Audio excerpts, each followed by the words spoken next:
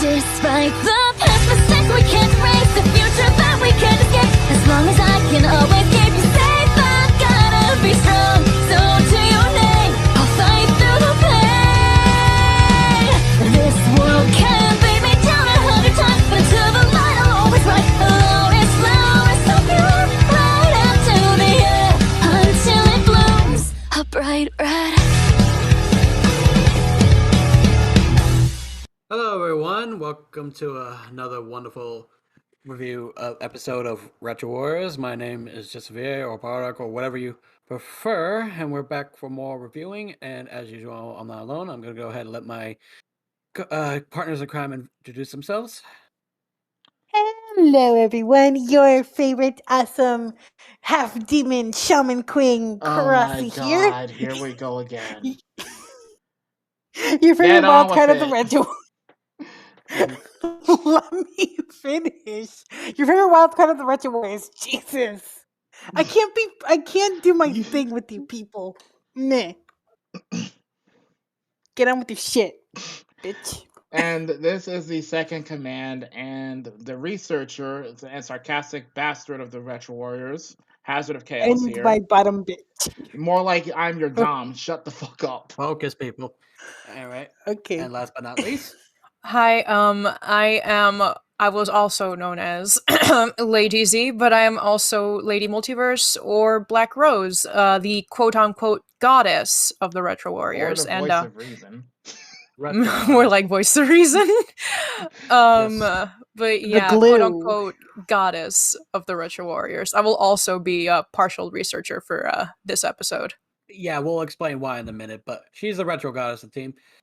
Before I explain what show we're reviewing, if you haven't seen the title by now, and just in case if you're new and haven't seen the past things, what we do is we basically grab a show that's from about the 2000 to 2010s area and lower it, because back then that's when most good cartoons, movies, and animes were. Back then, we just watch it, gather our notes, talk about it, and review it, and then we record it for you guys. And so on and so forth. Even with Pretty all much. the unprofessionalism involved. I don't expect us to be much professional anyway. But anyway, so for now, today in this episode, we are reviewing Waiting with patience for the spring, when the flowers will bloom renewed again. Fruits Baskets. Now, I know what you're thinking, like, shouldn't you guys review the newer one? Is like, yes and no, because there's reasons for this one. Because one, the new one is out of our reviewing distance, but we might do a video if you guys want. Comment down below if you guys want us to do like a comparison of the two, but that may be a maybe. Or possibly Secondly, like a short stream of it on Hunt's maybe. channel, possibly. I mean, it's we're already kind of watching it, so Yeah, so that might be a maybe. We'll put a pin on it for now, and we'll see what the people will like. You know what I mean? So basically, we're just gonna go with the older one and stuff. But instead of I'm having Hazard do this, we have what you call a Fruits Baskets professional and VIP expert in this one, and that will be our retro goddess over here. I actually got these guys into Fruits Basket. They didn't have it in their list, and first episode. I forgot yeah, to basically, note it, actually. Yeah, basically, I watched it with her and stuff, and then she had to watch it with them and stuff, and then we basically, after a while, we finally get to finishing it. We had to start over because we didn't remember where we left off on the last time we binge watched it. Oops. Yeah. And we were on a field trip.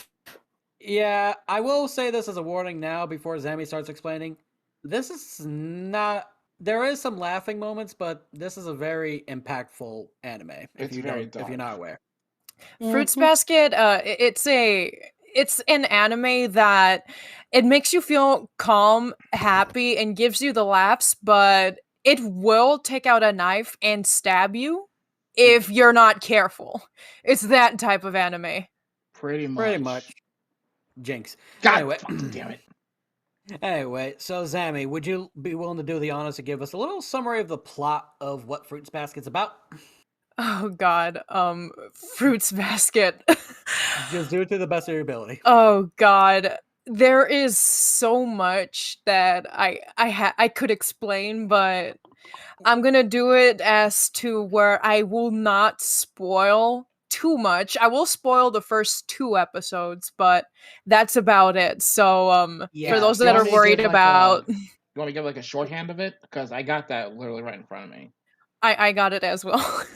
So, Okay. if anything, guys, there will be some spoilers or when we talk about things here and there. So, But if you don't want, if you're worried about that, just click away now. Or if you're not, just watch. But be sure to watch it for yourself if you're worried about spoilers. Anyway, But continue. yeah, I'm about to spoil the first 2 episodes. So, Fruits Basket, it tells the story of our protagonist, which is Toru Honda. She is an orphan girl because during the first episode, we unfortunately learned that her mother died in a car accident a few months prior. And her dad, when she was way younger, he actually died from a cold because he was I learned this myself. He was actually on a business trip when he got that. So Toru is practically an orphan. So we open up with her actually outside living in a tent because she is selfless, to say the least. She is a very selfless person. She isn't selfish at all, and it's shown as we go deeper into the anime. So we open up with her, orphan girl. She has nothing, and we stumble upon these 2 characters that will soon resemble way more in her life and in the future. And those 2 are Yuki, the prince, quote unquote, of her school, and Shigure, which the 2 are part of the Soma family. Don't worry, we'll get into them later, but we'll just. But yeah, continue. We also learn about Kyo much later in the first episode, but it is these 3 people that will give Toru some sort of what's the word direct impact. And yeah, they give her impact. They give impact and meaning to her life throughout we progress more and more of the story.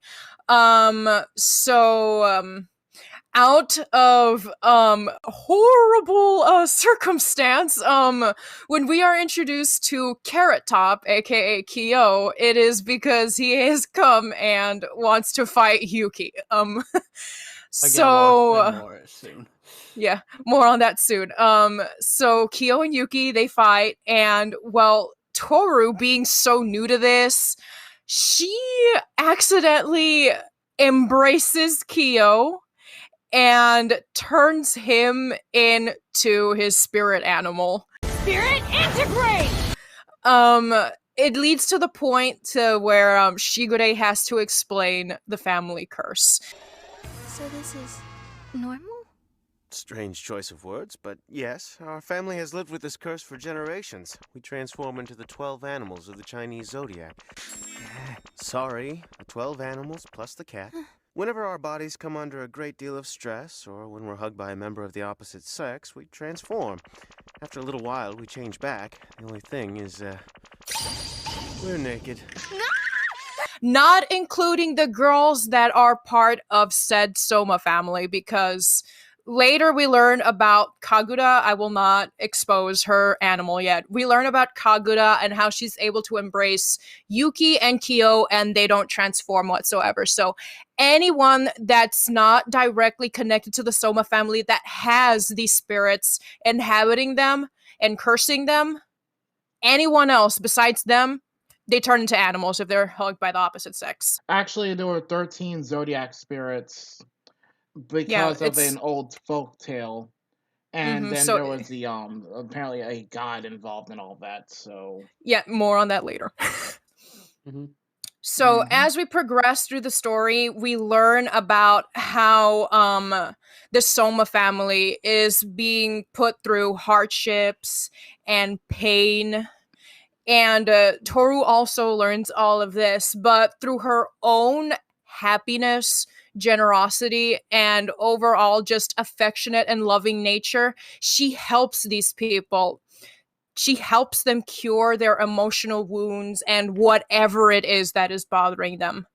But as she learns more about this family, about Yuki, Kyo, Momiji, Shigure, everyone else in this quote unquote mysterious Soma family, she also learns more about herself and how much these people care about her. Yeah. That's pretty much the basic sum of it.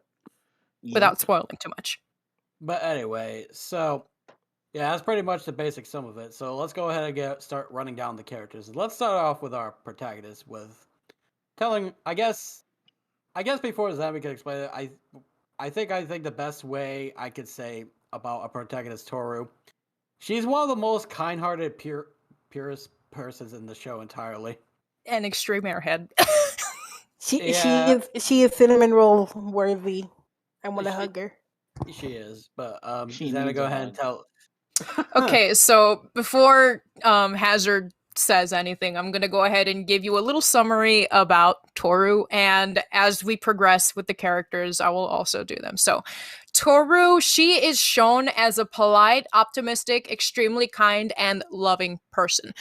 She loves to cook, and she is seen as an excellent housekeeper as we progress through the story. She goes to school, and she also has an after-school job as a janitor at this big office because she wants to pay her tuition fees herself because she doesn't want her grandfather to, have to pay it for her. She doesn't want to burden him. That's putting it mildly. Yeah. Anything else about her you want to share, or is that it? It's just a little summary that I have. Well, I guess we could. Oh, go ahead, Hazard. Yeah, I was just gonna say basically a lot of what Zam just said basically was I can confirm. Also, some notes to the point in. She's living with the Somas literally because of mostly because of prior difficulties with some of her relatives, who I'm gonna be honest are toxic as hell. We'll get into them probably. Yeah, I doubt it. Oh, I also forgot to mention in the plot that technically these two boys, Yuki and Shigure, they saved Toru. Yeah, in the technicality, because apparently the reason she's living with them is because Toru was currently living in a tent for a while and stuff. Yeah, because she refused to move in with her two best friends. She didn't want to inconvenience either one of them. Not only that, but apparently when Zemi pulled up the whole she was technically saved in a way, it's because as soon as they went to go check some natural disaster, I should guess that's the It was one a way of putting rock it. slide, I think it was. It was a landslide. Yeah, a landslide basically crushed your tent and everything. Yeah, so if Yuki and Shigure hadn't gone out when they did, she would have died. I think that's the basic gist of Toru, right? Mm-hmm. So anybody want to give their thoughts and opinions about Toru before we move on to the next character? I'll go last on this one. Oh boy, who wants to go first? I call thirds. He's a cinnamon roll and deserves to be protected. I will say Toru is, I guess, what you would call an interesting type of character, because there's not many characters in shows you would see that act like the way she does, Because most times people who act like that always have a limit or a breaking point or a little, just fake it a bit. Or a boiling point. Yeah, but with her, she's just more calm and collected and just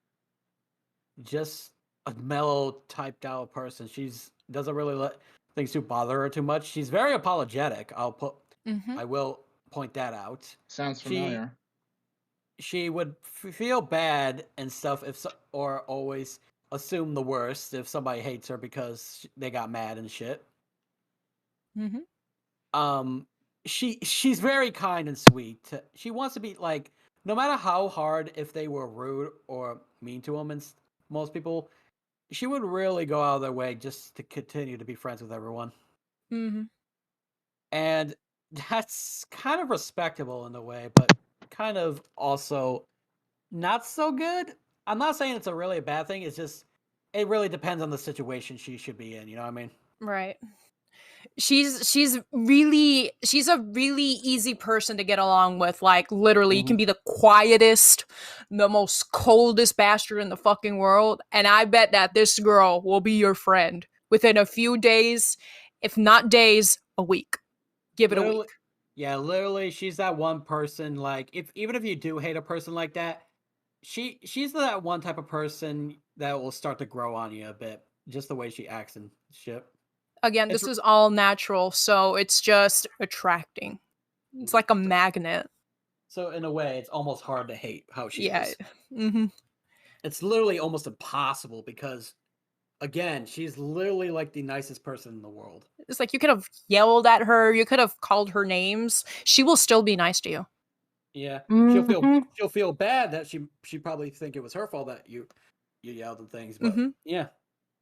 All right, Hazard, you said you wanted to go last, so go ahead and share Like, your opinions. here's the thing. When it comes to Toru, on the one hand, I commend her for her kindness and everything, but at the same time, you just want to, like, part of me just wants to basically give her a flick on the head saying, you do realize you're allowed to be selfish once in a while, right? Nobody would fault you if you ever do. Extremely selfless. Mhm. Yeah, And literally, I'm pretty it sure kind of most irks of the me. I'm going to be honest, it kind of I'm, irks me. But overall, I don't hate Toru or anything. It's just sometimes that attitude can be really irking. I can't say I blame you for that, and like I pointed out earlier and stuff, that selflessness is and kind-hearted and easy to be friend with is a very good thing she has. But It again, has depending gotten on her in the trouble. yeah, Mhm. and depending on most situations, if especially in real life terms, that could get into bad scenarios. But I digress. But yeah, what Hazard pointed out, I believe even one of the characters who we'll most likely talk about next, has pointed out she's allowed to be selfish if she wants to. But yeah, I think that's enough about Toru. Next character, Hun. All right. I don't know if Has I has got a this list. next. Okay. I don't know if you have this next in specific, but since we're already talking about Toru, we're going to go ahead and dive into her mother, Mama Toru, which her name is Kyoko.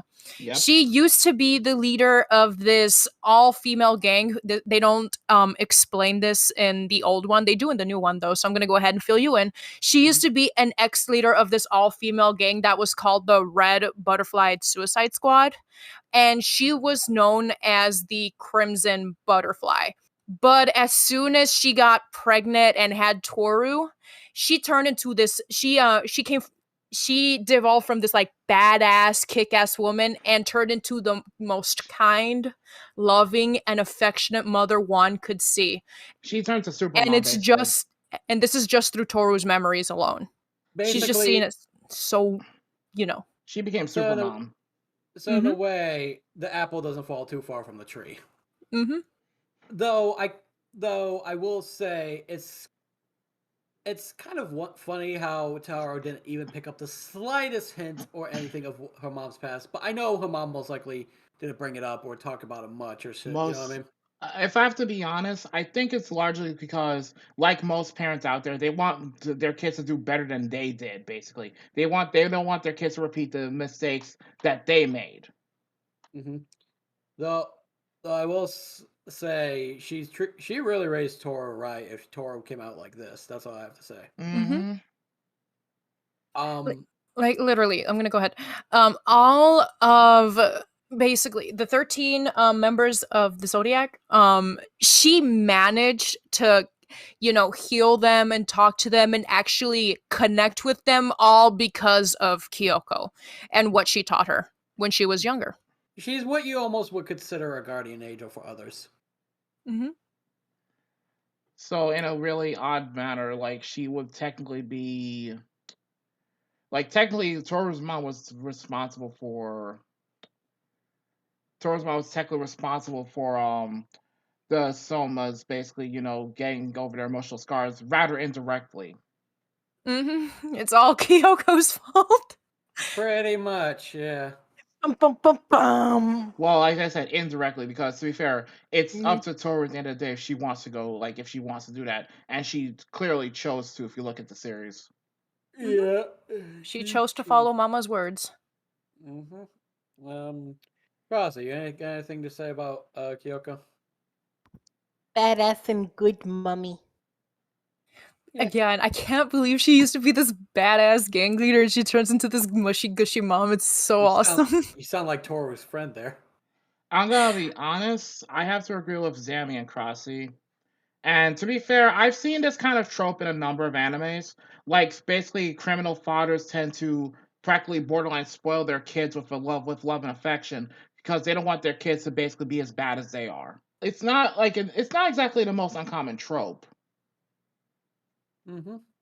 So I can kind of see, the whole Kyoko practically spoiling Toru with all the affection and teaching her the good values that she missed out on herself. All right, now that we talked about Toru's mom, Kyoko, we're gonna go ahead and dive into the next character, which is a very, very close friend of Kyoko's before she unfortunately passed away, and that is Arisa Uotani, who also used to be part of a gang before she met Kyoko. It is Kyoko that actually saves her. And later, she is able to actually become Toru's friend because she's no longer in this gang. And then, people are like, oh my god, if Toru's hanging out with Arisa, then that means Toru must be doing stupid shit as well. Yeah, guilt by association's a bitch. Yeah, so she got out of the gang shit thanks to Kyoko and her help, and from then on, she just became one of Toru's closest friends. She is super, super competitive, sometimes violent, but she's also very tough and brash, and she especially loves to torment Kyo, or aka Carrot Top. She's just very competitive with him. Next time you pull that crap, I'm gonna light you up. Go ahead and try. It'll be the dumbest thing you ever did. I'll take you out. Oh yeah? Some tough guy. You're running away. Who's running? I'm going to the bathroom. Aw, gotta take a leak? What's it to you? Yeah, This is true. sadly, a lot of this about Uo's past is not shown in It the would be first that's waiting series. heaven. Mm-hmm. Yeah, about that though, most of the whole gang life thing that was mostly shown more in the 2019 remake than the original. Sadly, I'm also that and the diving manga. into the manga. Yeah. Yeah, So like basically you'd have to everything. read most of that from the Mhm. manga. I'm just putting everything I know together. Gotcha. But yeah, All I right, was just so pointing that out. Arisa. So some of the stuff that So- we've mentioned here, this is a lot of it's more manga related than anything. Hence why we're having Zami explain most of the characters and things, because she herself has read the manga and seen both the old and newer version. I Funny enough. also have the manga in the bookshelf behind me. And I have 4 copies of the manga on the bookshelf in my place. So yeah. Anyway, back to it. I want to say I find it funny how from what I heard, she mostly got into this game things because she wanted to be like the Crimson Butterfly and all that. Mm-hmm. So that's funny right there. She used to be brash and fucking violent, just like Kyoko, but as soon as she met Toru, she became mushy and gushy, just like her mom. It's kind of hot though. All right, Of course, so you're into MILFs. that's I'm not Arisa. talking about Toru's mom. What's wrong with you? Han, he was talking about Arisa. Yeah. Yeah, we're talking about Arisa, the blonde one. Well, technically they're both blonde, but still. I know, I just like Toru's to mom fuck is around with ya. Orange Carrot. Oh. My colorblind, this is not nice to me. It's all good, Justin. Thoughts on Arisa, guys? I honestly didn't. Before I saw the newer one with you and stuff, and before she got this backstory and stuff, I thought she was just one of those generic tomboy type of people. You know what I mean? Yeah, like that badass Yankee. Mhm. Yeah, just like who's basically a female but has like much male personality wise. You know? Yeah, it's tomboy. Mm-hmm. Yeah, just basically tomboy in general. But once I learned about her character, she's very interesting once I got to know her and things. And things like that. But yeah, I will say she's pretty cool, and she does do a good job protecting her friend Turo, especially from certain bullies, which we'll probably have to unfortunately mention later. I'm gonna be honest. My first impression of Arisa originally, this is just put based on her attitude initially. Like I'm like, oh my god, she's got the temper of a female Majima. The sad part is you aren't too Jen. wrong. Oh my god. God damn it, Crossy, never again. Jen! Okay. But she did basically show that she was much more than that. Even granted, like most of her attitude really comes out when it comes to Kyo, basically when she's basically fucking with him. So other than that, though, she's shown she is loyal. She's basically a ride or die friend right there. Speaking of her personality, she's also shown to be quite aggressive and nasty to the people that are mean to Toru. That includes Yuki's fangirls. Yeah, Yuki, Oh, the what? quote-unquote Yuki fan club. We'll get into them sooner or later, but ugh. Gross. Crossy, your thoughts on Arisa? She's a good friend and a bodyguard to Toru. That is a good way to sum it up, actually. I mean, we're talking about a She's person a that brings freaking pipes to school. Yep, she does. Yeah, I can see nothing wrong with that. Like, yeah, like I'll have her. I trust her with my life. And not just regular pipes, steel pipes. Yeah, I trust that with my kids. And God knows how she got it in the school. Yeah, I trust that. So with probably don't want to know. Anyway, moving on to the next one, and I think I know who we're going to talk about next.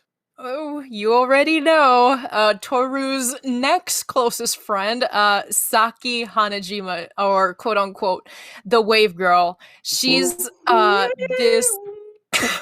Sorry. She's the psychic girl, and she has the ability to sense people's quote unquote waves. One more word and you'll all get with electric shocks. She also sends out electric waves to protect Toru. It is seen a whole bunch of times when the Prince Yuki fan club comes over and starts to torment Toru, and she just like bolts after them, and you can see all the electric staticky shocky around her. And she's one of in case in point, basically Hana scares the unholy shit out of the Yuki fan club. Yep. She puts a shock to the system. Virgil, are you sure you don't have a sister? I don't know. Last time I checked, that girl was white and Virgil was black, so Mama got some explaining to do. Distant relative?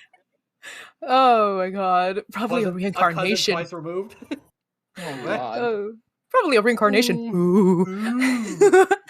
Okay, Sasaki, she is seen as a very perceptive person, and she often comes out in a deadpan manner. She just doesn't really fucking care.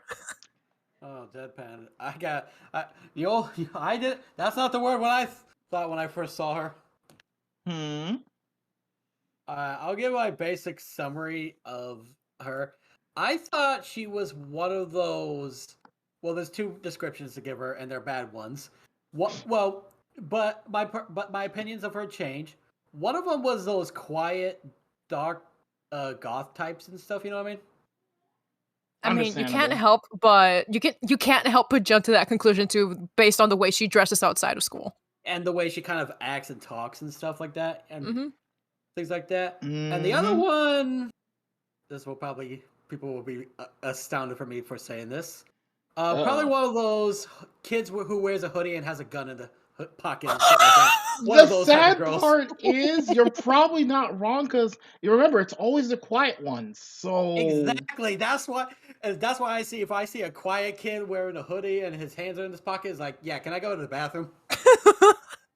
No offense to her, but like I said, my opinion has entirely changed of her once I got to know her. But you can understand my reasoning my thoughts when I first saw her. I don't follow you. Saki doesn't have a pistol; she has electric waves. Yeah, apparently that's essentially gone down through electric avenue. God damn it!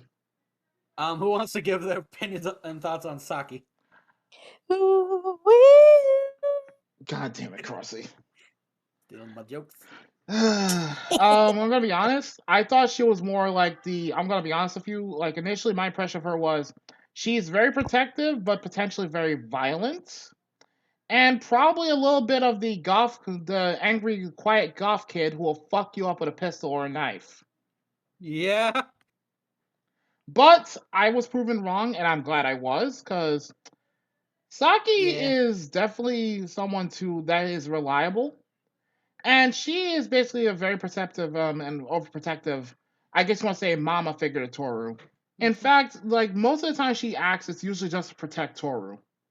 And she barely gives a fuck all about anyone outside of her, Toru, and Arisa. So, yeah. Mm. If I remember correctly, I think she has also a younger brother, but I could be wrong. She does have a younger brother. Okay. Mm. That's all. That's my honest opinion on Saki. So Is he deadpan like her? I'm gonna go ahead and make it real brief because again, he's only shown one episode and talked about the rest. He looks like her, and he doesn't do the whole wave shit. He actually puts curses on people. Oh God. Lovely. That's all you need to know. That's just lovely, ain't it? Instead of electric waves, it's curses. If he knows your name, you're fucked. Oh God. So it's like the whole death note all over again then. Mm-hmm. Yay. Lovely.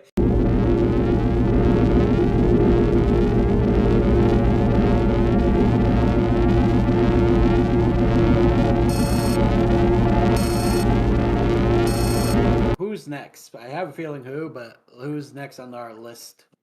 Next is one of the people that will change Toru's life as we go on, and that person will have to be none other than Prince Charming, quote unquote, or Prince Yuki from the school she goes to.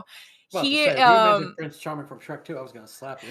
Ew! What the fuck? That's No, what I he's thought. known as the Prince Charming at their school. Yeah, I wonder why.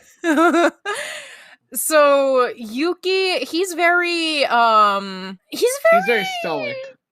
Yeah, he he feels very isolated and has really, really low self-esteem the more we learn about him due to his past, which I will not disclose.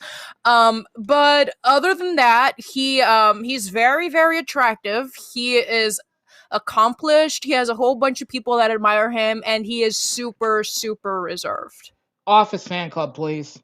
I'll admit, when I first saw Yuki and stuff, I didn't know what to expect from appearances alone. I thought he was just like one of those top grade, always on time type of people and shit, you know what I mean? Mm-hmm. He's just quiet about it, or just like, yeah. Like, I thought that it was just one of those bland characters, but when I got to know about him, I was dead wrong on that one. Once I got to know Yuki and my thoughts on him changed, he's a really cool dude, I'm gonna admit. Though there are some things I'll still question and stuff, but I digress. Though most of his quips reminds me of Hazard's a bit. I mean, Wait, I think I heard this one before. oh, I hate you. Who else wants to give on the thoughts of the Prince of Yuki? I'm gonna be honest. My initial impression of Yuki, sarcastic little shit. I'm a mouse. Duh. I'm a mouse. Duh. Yeah, but he also clearly enjoys antagonizing people on occasion. You can tell looking at him. Oh yeah, he absolutely loves to tease the shit out of Kyo. At the same time, he also will basically give someone a lot of shit if he sees they're in the wrong about something. Especially to Kyo. How am I supposed to come up with an excuse if both of you transform too? Don't you dare try to blame this on us, you stupid cat! Go ahead, say that again. Stupid cat. Why, you little... Cut it out, both of you! And Shigure. Often calling him stupid cat. Also, let's not forget Ayame and Shigure, because he gives them a lot of shit. More on that later. So, if you can't tell by their subtle humor over there they're making, yes, Yuki is a rat. And we don't mean like a dirty rat or anything, no. He, like Zami pointed out how most of these somas turn into animals. He is the rat. Yeah, Yuki Soma, he's part of the Soma family that's cursed by these Chinese zodiac animals, and he is the rat. Yep. Not to be confused with Ratatouille. Oh, damn it. I was hoping he'd make me some food. Rattata. Compared to Toru, he's actually shown to be a super horrible cook because Shigure did say that he burnt dishes a lot, or quote unquote, oh yes, I am ready for freaking Yuki to cook burnt eggs and burnt miso again from the one episode where Toru had to go back home. Of course. You're not too handy in the kitchen, are you? Well, Kyo, I guess that leaves you. Why do I gotta do it? No, it's all right. If you don't mind letting the last of the wonderful beef stew that Toru put her heart and soul into preparing for us get burned to a crisp, then neither do I. After all, I suppose burnt beef stew will be just as satisfying as burnt miso soup, or burnt rice, or burnt eggs, or any of the fine burnt dishes Yuki used to make for us before Toru fell into our lives. Lovely. It's like, yes, I'm absolutely ready for this ashed tray and your wonderful burnt cooked meals, So Yuki. basically like this gif in the group chat here. Oh, Yeah, God. that is Yuki. Okay. Crossy, you want to give your thoughts on Mr. Yuki?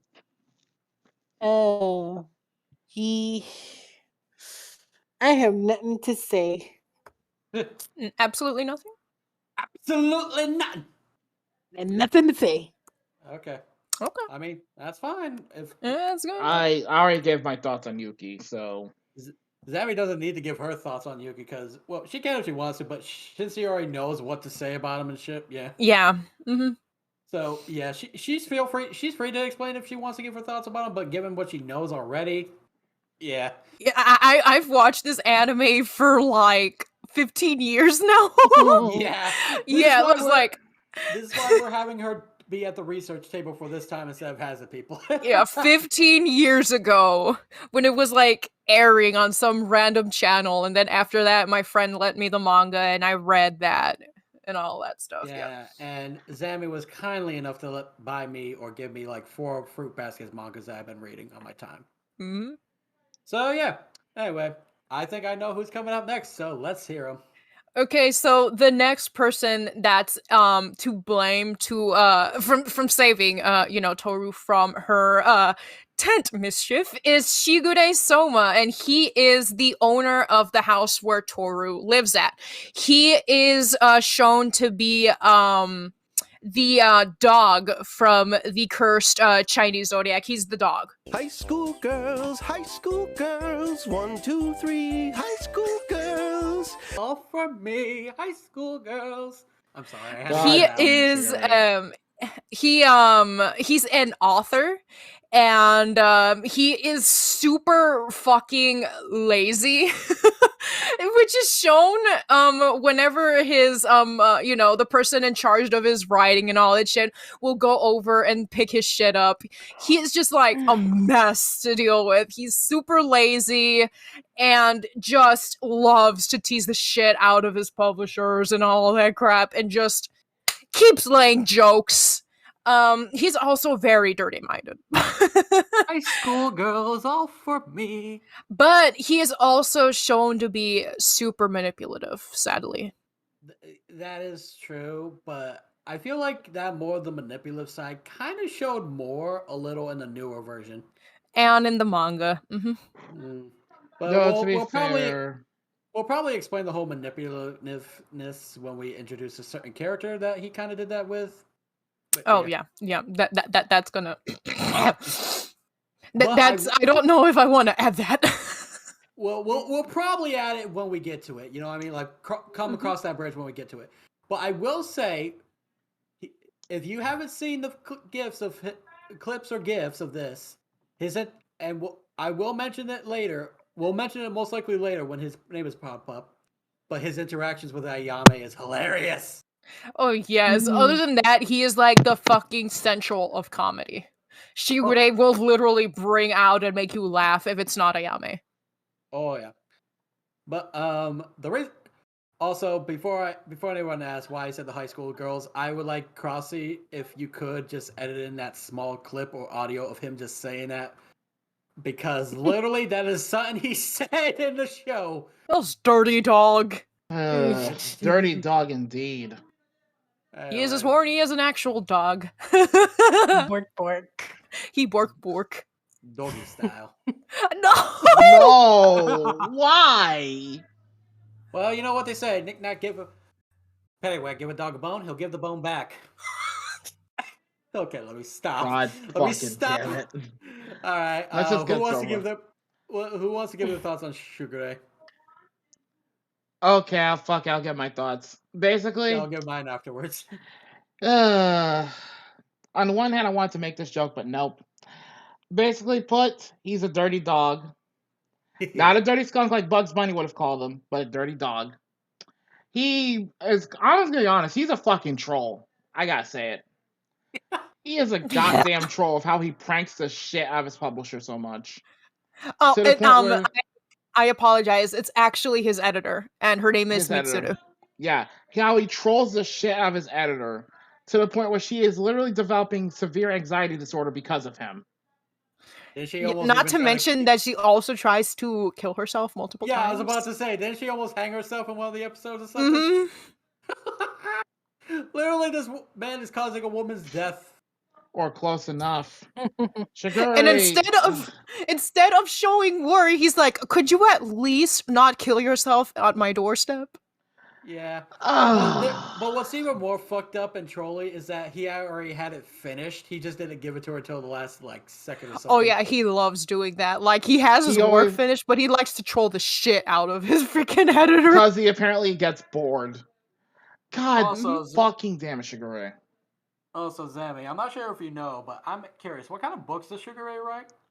He is known to write erotic novels. Yeah, literally, he writes regular novels as well, but a lot of his work is basically trashy romance stuff, or Yeah, basically it's erotica. it's literary novels, and he does erotic novel shit on the side. I wouldn't be surprised if those are the same erotic novels that Kakashi or Jiraiya read in Naruto. But yeah, literary novels under his own name, and then he does trashy romances underneath another name. What was that name? They didn't say. Yeah, they didn't say. It's just Aw, said. damn it. The wiki said pen names. Mm-hmm. Damn it! I thought that it would have been a funny animal pun name or some shit because it's Shigure. I wouldn't be surprised if there was a pun on his animal thing and in that pen name somewhere. Anyway, but yeah, like I said, The Romance of 1964, written and illustrated by Dog Bitch. Doggy Bone. Oh my god. Anyway, but yeah, like I said, I wouldn't be surprised if those erotic novels are read by Kakashi and Naruto and shit. Anywho, Okay. Cross, so you want to give your thoughts? He's a good father figure to the Somewhat. boys. He's kind of like the glue that keeps them together. Well, Oh yeah. he has his moments, yeah. He does. Yeah, Shigure. Not only did Shigure save Toru, but he actually saved Yuki. I will dwell on that later when we reach a certain someone. Mm. Yeah, but yeah, you'll probably curious who it is if you don't know, but if you do know, you just know. That's all I gotta say. Mm-hmm. Anywho, You know. If If you know, you know. Anyway, Yeah. next character. Next character is last but certainly not least of the three musketeers of these, the star characters. Somebody once told me. Yo. Kyo Soma, he is cursed by the spirit of the cat, but it is not in the Chinese zodiac. He's basically the irregular. Yeah, he's basically the irregular. You wanna It explain is that little implied bit? so because the legend says that if he hadn't been tricked by the rat into missing the feast, he would have most likely been part of said zodiac Chinese zodiac. Mm-hmm. So Kyo, he is known as Carrot Top by Uotani, stupid cat through Yuki. And Uotani also calls him anger management boy. But but he is very short-tempered and a very awkward person when he first starts to introduce himself to, these people. But he's also very charismatic. But yeah, he loves to fight Yuki, which again I'll explain later. And eventually, and occasionally Hatsuharu. And Hatsuharu. We will get to Hatsuharu later. I have a favor to ask of you, Crossy, because we're bringing up how Yuki and Kyo always tend to fight each other. Yes. Could you just Photoshop Kyo and Yuki's head onto Tom and Jerry for me? Better get Yeah, just like Photoshop their heads onto the Tom and Jerry intro, please. Speaking of Yuki, he's also extremely competitive, and he can easily be manipulated into doing shit he doesn't want to by turning everything he doesn't want to do into a competition, especially if Yuki is involved. Like, dead ass, I am sure if you were like trying to get Kyo to do something, but he's like, nah, I don't wanna. Okay, well, I'm sure Yuki can do it much better. What did you want me to do? Fuck this dick. Anyway. He's like, no, fuck Yuki. What did you want me to do again? Yeah, basically. Oh, and he has a that. severe hatred of leaks. Oh, he hates leaks. He I don't hates get that. leak. I don't get that. Why? I don't fully get that either. I don't know if it's. He also hates miso, but as long as it's soup, you're fine.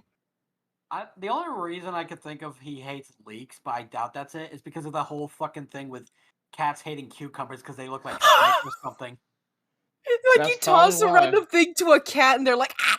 Yeah, because apparently there's a rumor that the reason cats jump so high away from cucumbers or something because it looks like snakes to them, apparently.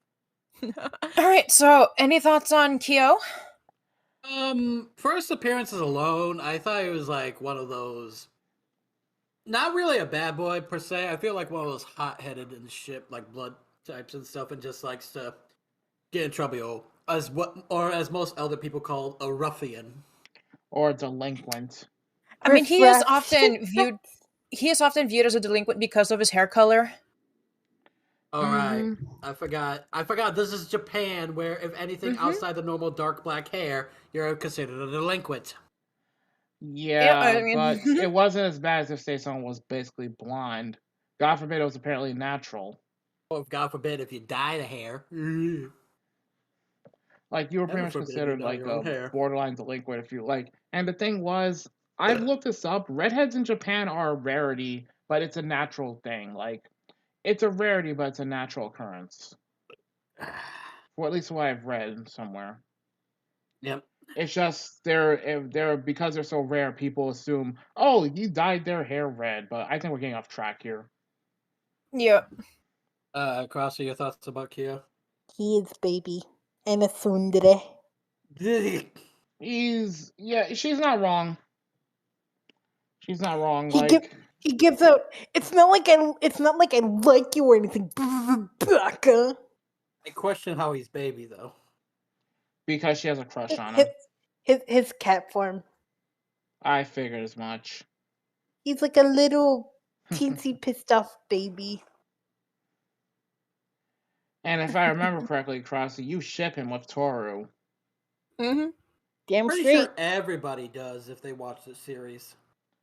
I don't know. I've heard there are some people who ship Toru and Yuki, but that's not. Oh, there is a handful that really thought that Yuki should have stayed with Toru. Yeah, but the manga explains their relationship better in depth. That it was mostly assumption that there were romantic feelings. You know, this is completely off topic, but Yuki, this was never stated in the original anime, but it was stated in the 2019 anime remake and in the manga. Yuki does not have romantic feelings for Toru. He views her more as a mother because his mother was always abusive to him and basically ignored him. So what he sees Toru as is the mother figure that he always lacked. Which, if you think about it, makes a lot more sense than it probably should. But also going back to Kyo, my impression of him, he's very hot blooded, but and he can be a dickhead sometimes, but his heart's usually in the right place. So basically, a hot-headed jackass with a heart of gold. Yes. Yes, pretty much so. Justin, you already said your thoughts. Yeah, I did. And Yeah, I know. like again, Sammy doesn't have to give hers, so she. Yep, No. I already. That's fair. All right, so Hazard already did it, I believe. Mm-hmm. Like that was my Okay. impression of him. Like it took me a while to like the guy, but ultimately he's not the worst person in the world. Though we have a running joke here in the Retro Warrior office that it will be funny to see Kyo for Fruits Baskets interact with Inosuke from Demon Slayer. Yeah, because Kyo loves to get into fights. Man, man.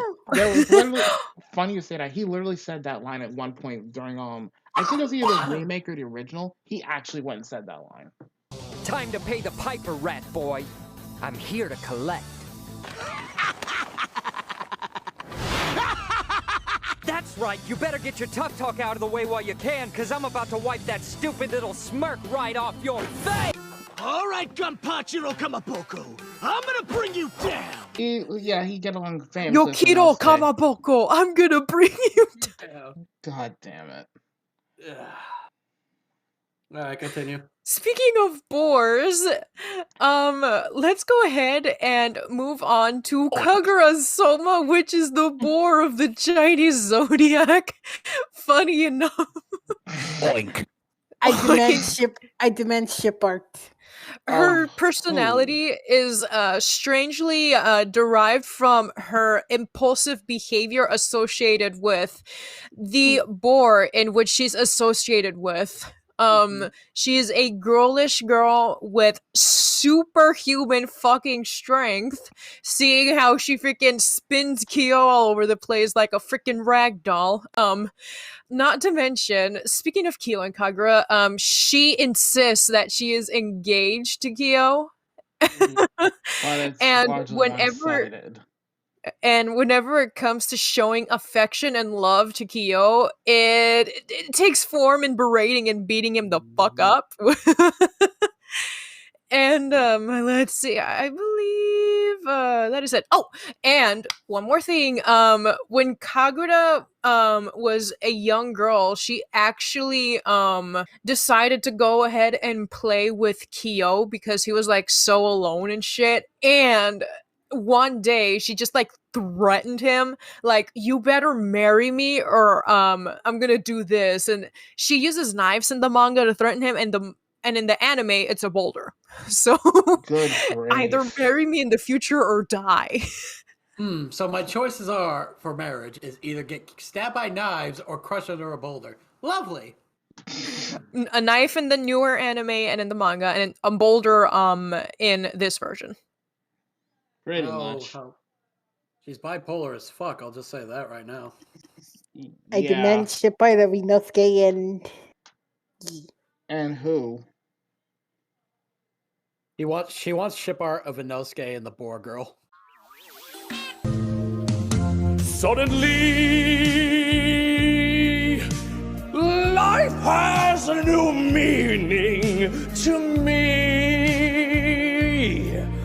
There's beauty up above and things we never take notice of. You wake up and suddenly you're in love. Oh God, they get along famously. They're gonna get along very well. And all I have to say is, as a voice of Inosuke, no. As someone who can imitate the voice of Inosuke, no. Let me say this in multiple languages for you. No. That's Spanish for no. In Russian, yet. Gotta love that mic quality, guys. In German, 9. In Japanese, yeah. The only thing I know in Japanese is shine. Which means die. Shine! Shine! And Okay, in thoughts on Kagura? Ebonics, hell no. Hmm. Or if you're from if you're from New York, oh hell no. Anyway, back thoughts on Kagura. She's very. When I first saw her, I thought she was bipolar as hell. Oh no, that you get that vibe because of her impulse behavior. Because again, she's the boar. And not only that, I thought she was a yandere, those crazy yandere types that would kill anyone that tries to take her away from Kyo and all that. You know what I mean? She's very persistent. Oh, she is. yeah. Mm-hmm. Normally, Again, boar of the Chinese zodiac, and she's associated with the, Borush. you know, boy, like, that's you. I have there is a Yu-Gi-Oh card that actually emphasizes her personality just beautifully. You want to know what that card artwork is? It's Rush Recklessly, because that's how she is. Oh, I thought you were talking about that one cartoon pig that knocked over some monsters or whatever. No, I'm talking about the card Rush Recklessly in Yu-Gi-Oh. You can't fault me for saying that either. I mean, if you look at that artwork of Rush Recklessly, it makes too much sense. Just good God.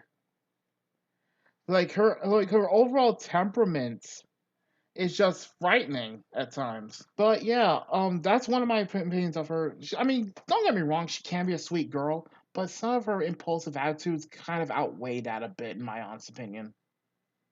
again, to those that, I mean, apparently it's common that sort of impulse behavior is associated with those born in that exact same zodiac year, which is the boar. So, if anything, Or just born with the spirit of the boar, which is still pretty fucked. I'm not sure how I should feel, given how I was born on the year of the boar, apparently, and all. So, Crossy, your thoughts? Just, again, persistent. Mm-hmm. She is like the Amy Rose. she is the Amy Rose and Kyo. That is a scary thought in itself.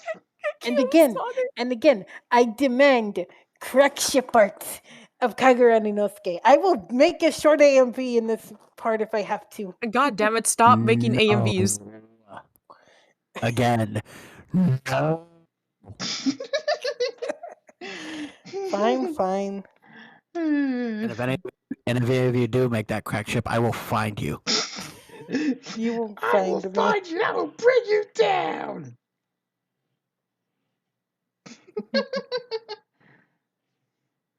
But yeah, I think that's all we can say about Kagura. But before we move on to that, just one little tidbit.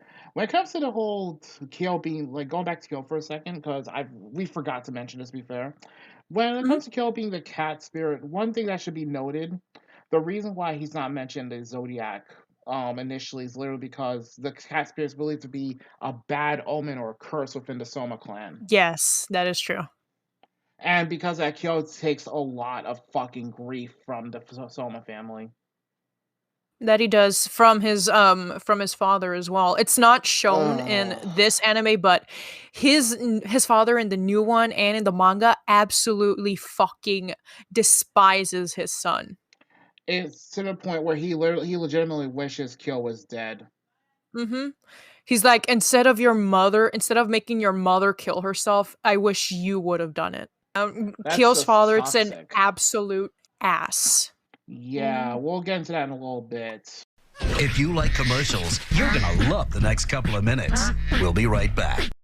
Don't worry, there'll be more commercials later. But right now, we're going back to the show. Any other characters on the list, Sammy? Yes, actually, we have quite a few more, if you guys could hold on for a little more.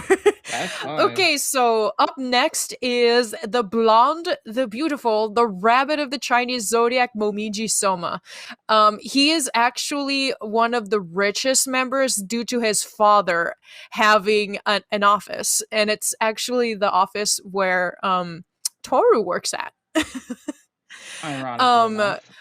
Momiji is actually half German because his mom is from Germany and his dad is Japanese. Momiji is absolutely adorable, cheerful, and is known for his androgynous looks because he can look like a boy and look like a girl if he wants to. It's shown in the anime when he dresses up in like the girl school clothing and he looks fine with it. Cute, Who's in the forest strolling? Cheerful, The birds and the bees sing Momichi. just overall bubbly, Now you stay here and sit still. Can you hit me? Is everything okay? and one of the most successful boys because his dad just happens to be one of the richest. And ironically, that's arguably one of the darkest pasts of the entire Soma clan. He is bright and happy, but he actually has one of the worst backstories. But I think we'll save that for you guys to watch. Mm-hmm. Because it's not that we don't want to tell y'all. We don't it's want to just, spoil again, too much. Yeah. Long story short, due to certain reasons, Momiji does not he is basically estranged from his mother.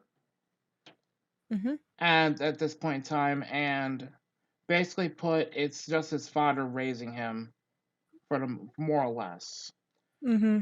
But he has a like I said, with his backstory, it's pretty fucking bad. Yeah, he's such a bubbly, nice character, but he's hiding a really, really bad and sad family life behind all of that personality. Yeah, so personality-wise, he's a lot like Toru. Mm-hmm. Mm-hmm. I mean, with him losing his mom in a way, and then Toru losing hers. Mm-hmm. That is quite the comparison. Alright, anyone's Yeah, thoughts on Alex? Momiji? I mean, I've got a few, but I'll let y'all speak first. Oh, I forgot to state he actually has a younger sister, and her name is Momo, and she is not possessed by a spirit of the zodiac, so she's fine. Mm-hmm. Any thoughts on Momiji? Wah, Kyo's hurting me. He is my baby boy, and you will leave alone. It's like, wah, somebody kills hurting me. You do that too well, by the way. I'll say this much about Momiji. Initially, I found him annoying as hell, and I thought he was a little fucking kid. You take that fucking back. I'm sorry, but to be fair, you can't blame me for this one. But I will say this. To find out he was actually just a year younger than Toru was hilarious enough. Yes. Yeah, don't be deceived by Momiji's looks. He is only a year younger than our Toru. And the scary thing about Momiji is that he has a lot of inner strength that you don't see right away, which I actually admire, to be honest. And given his backstory and how his family is pretty much a complete clusterfuck, he's definitely a much stronger person than you would see on the surface. That, and also he said a quote that actually would probably hit close to home for many. He said that he would rather endure both the good and the bad and remember them to the best that he can. So that if he can endure the bad, then basically he could be that much better for it in the long run. That's so to be honest, that's pretty much Momiji in a nutshell. I'll admit, I had concerns what his game was when I first met him and stuff. I was just annoyed with him a bit, just ugh. I had my fill of him, to be honest. He's too bubbly for you? Yeah, it's not just that. It's just that boy seems like he could be a troublemaker and mischievous when he wants to. Especially the one time when he let Toru hug him on purpose just to show the spirit animal. Oh yeah, he's like, yeah, you know about the spirit, you know about the Chinese zodiac and the curse and the spirits, right? She's like, yeah, okay, cool, I can hug you. In the middle of a school festival? Yeah, that's what that's kind of what pissed me off a little. Crossy? He is my baby boy, and you all will leave him alone. Plus, I love his backstory. It kind of hits him. It kind of hits me close to home with that shit. Mm-hmm. I don't know. There's so much I want to say, but I kind of want to keep it short. It's just a chef's kiss of beauty. You can relate to Yeah, his... I can. Yeah, and other characters as we go along. I mean, there's nothing wrong with that. It's bound to be relatable some way or another. Mm-hmm. Yeah. All right. Well, since we are done with the playful, the bubbly, and the cheerful, let's go ahead and meet the somber dragon of the Chinese zodiac, which he takes the form of a seahorse instead because Well, I don't think anybody wants to draw a dragon out in this shit. that and to be Okay. fair, the seahorse is considered to be very dragon-like in some capacity. So, And to be honest, how do you explain fitting a dragon somewhere in this whole damn thing? That is true. All right, so the dragon of the Chinese zodiac, Hattori Soma, he is actually the private doctor to the entire Soma family, and he is also the one responsible for suppressing people's memories. It's a form of hypnosis that basically is hypnosis that's passed down by generation. So his father knew, and then the father of his father knew, and so on and so forth. So if anyone were to find out about the Soma's family secret, he would be the one in charge to be able to suppress said people's memories. There was a segment where Yuki actually had childhood playmates and he was playing with them, and all of the kids found out that he was cursed by the rat because somebody accidentally hugged him. So Hattori had to suppress every single one of those kids' memories to forget all of it. He is super tall. He is really, really quiet and very rarely amused, no matter how much his best friends try to, poke fun at him. He's long, tan, and handsome. Yeah, he is one of the most more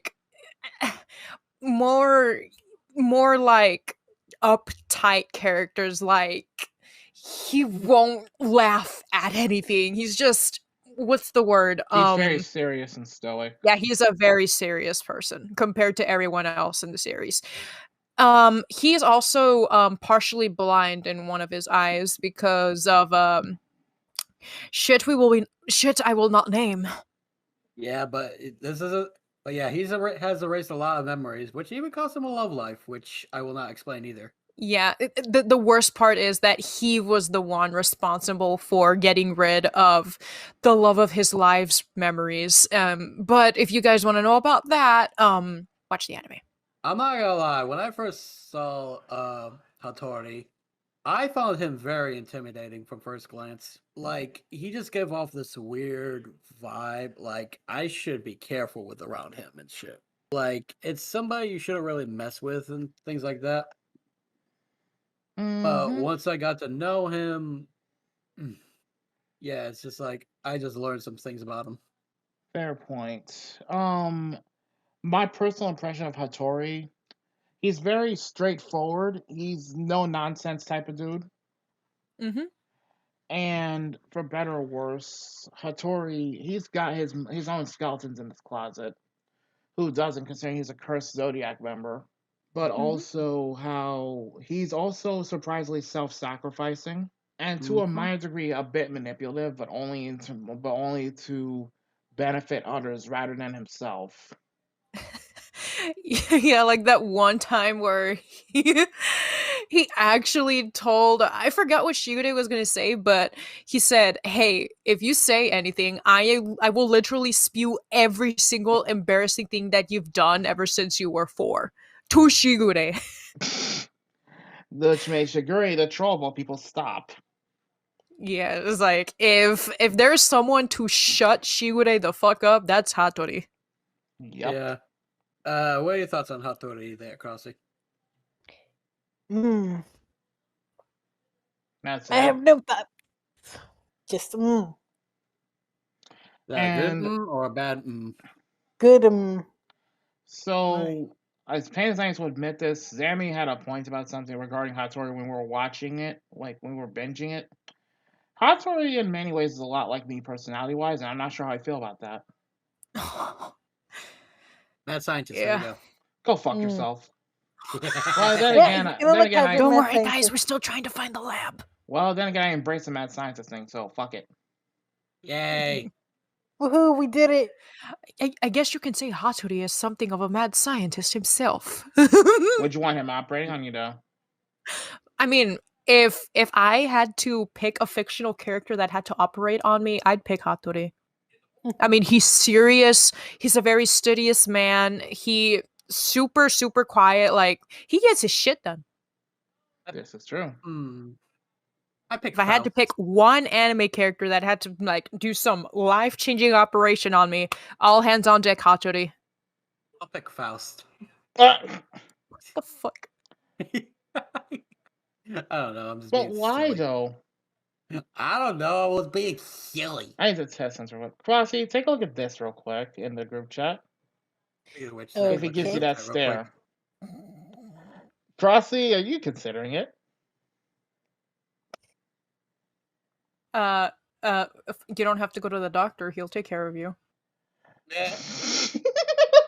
He'll literally cure you of anything. Pretty much. If He's you a need, doctor. if someone hurts you and you want their memories erased, I'm sure he'll do it for you, out of love. Pretty much. Love is weird if that's The love is stronger than a golden banana. I said it. There we go.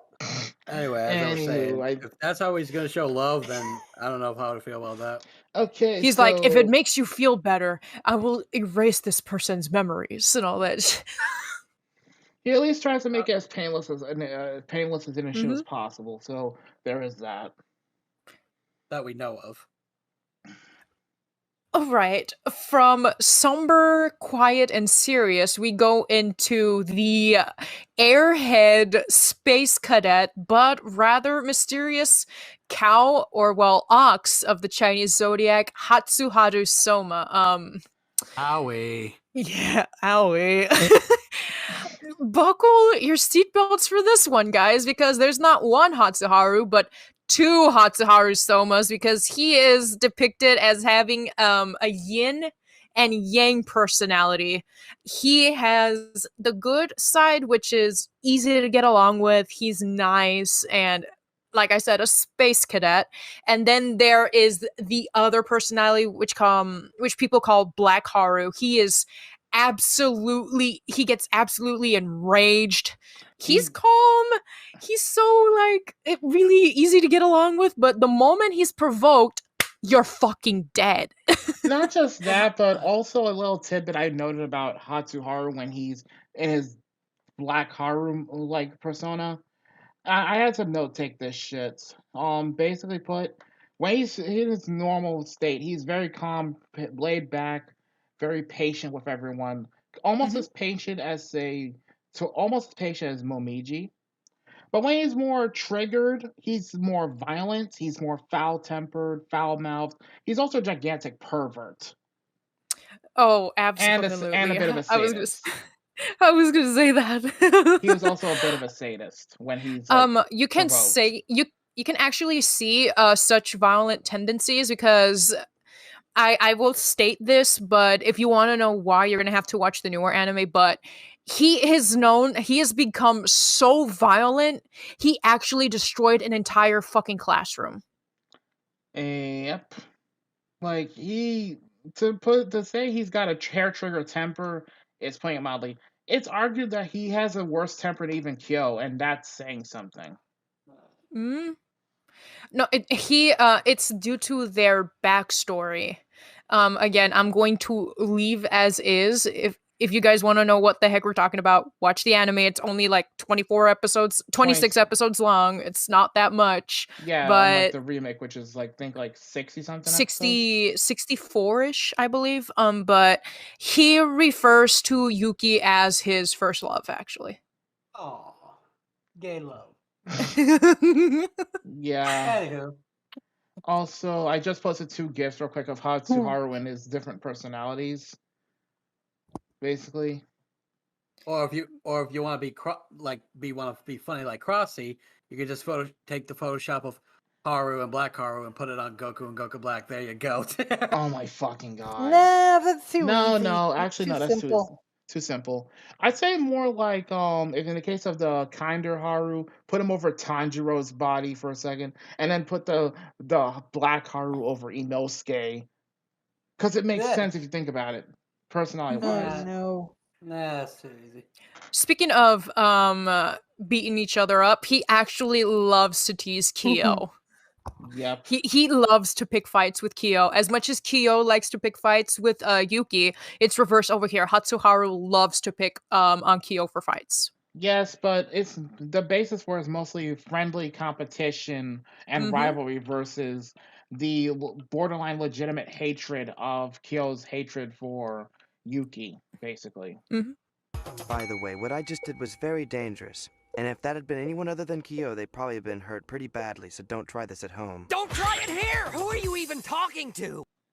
Like Hatsuharu basically comes off like he basically picks fights because again the friendly rivalry because they both trained under the same martial arts teacher together. We will get to that in a few. I think I've said my own personal Max. Fuck, I can't speak. But yeah, I think any personal opinions on Hatsuharu? I don't really have too much. I don't have too much of an opinion on him. He's very interesting, if that's one way to put it. But I got nothing to say about him. Okay. Crossy? I have nothing to say about Hatsuharu. That's surprising. Absolutely nada?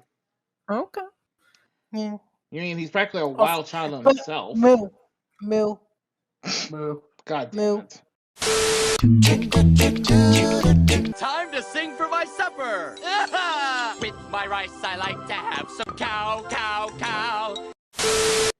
There. Okay, There you here's go. my honest opinion of Hatsuharu. Initially, I'm like, who the fuck is this guy?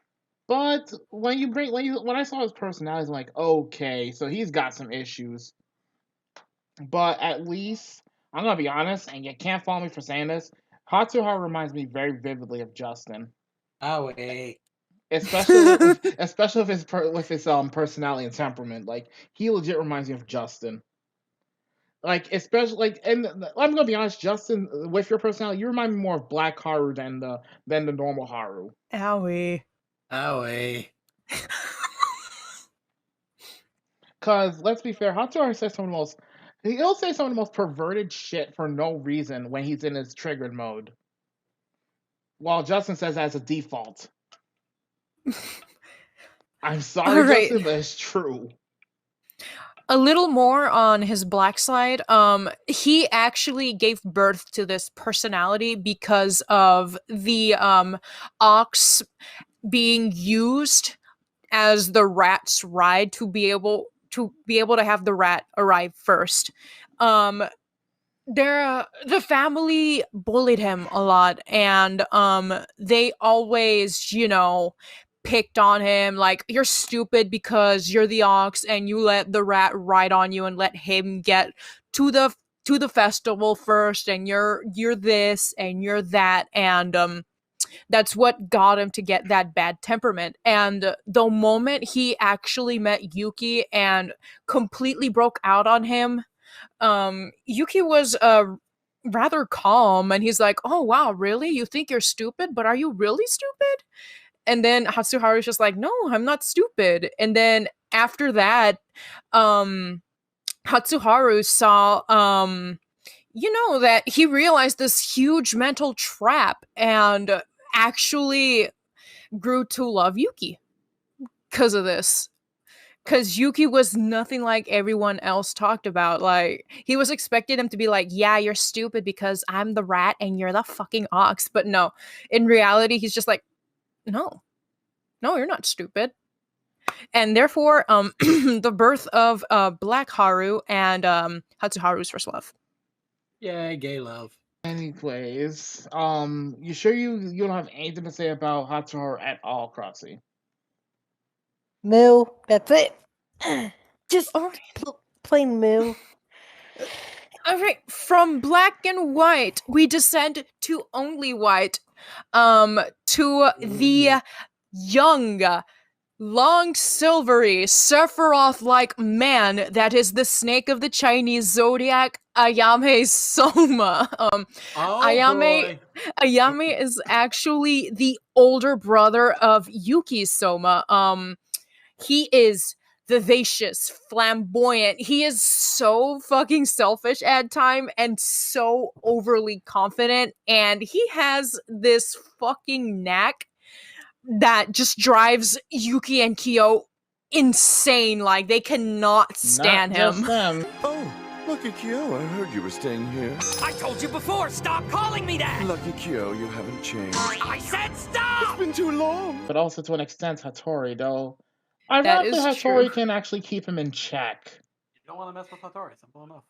Yep. And Yeah, this gift sums up Ayame beautifully, unfortunately. Yeah, compared to all of the characters that I've mentioned, Ayame is the most like lively one. Like, he can start a party anywhere he goes if, you know, you're not annoyed by him and his freaking boasting self-confidence. He can start a party anywhere. Let's be honest, Ayame literally like oozes self-confidence just by waking Mhm. up in the morning. He other than being the snake of the Chinese zodiac, he also runs a shop and he sells custom made dresses, made costumes, and you name it, he'll make it for you. Yep. He calls it his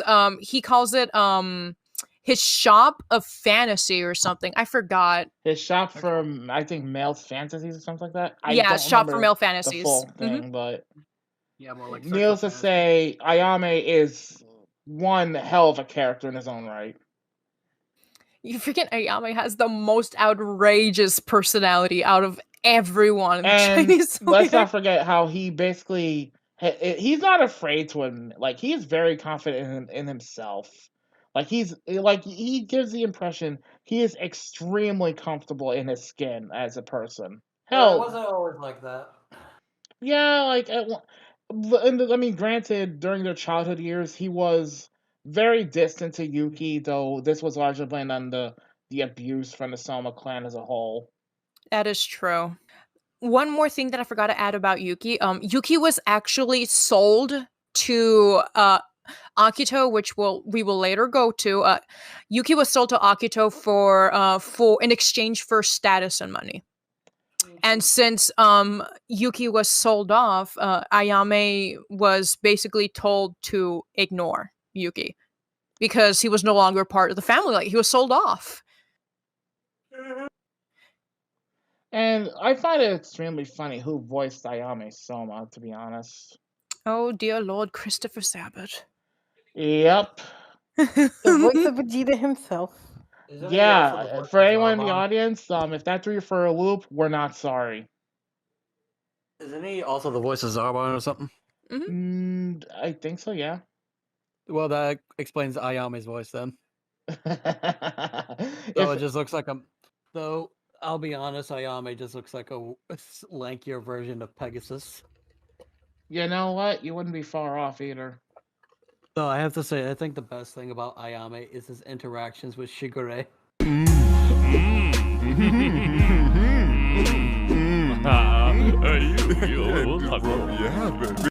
Well, Shigure and to an extent Hattori. Because as much as Hattori does keep him in check, there is a certain amount of shit that Hattori surprisingly lets him get away with.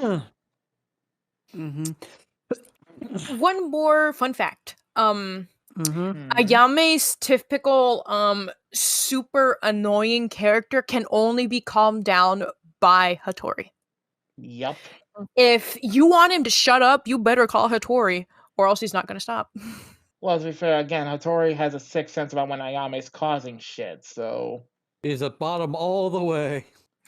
So he's at Tori's bottom, apparently. Alright, I think I am done explaining Ayame. Thoughts?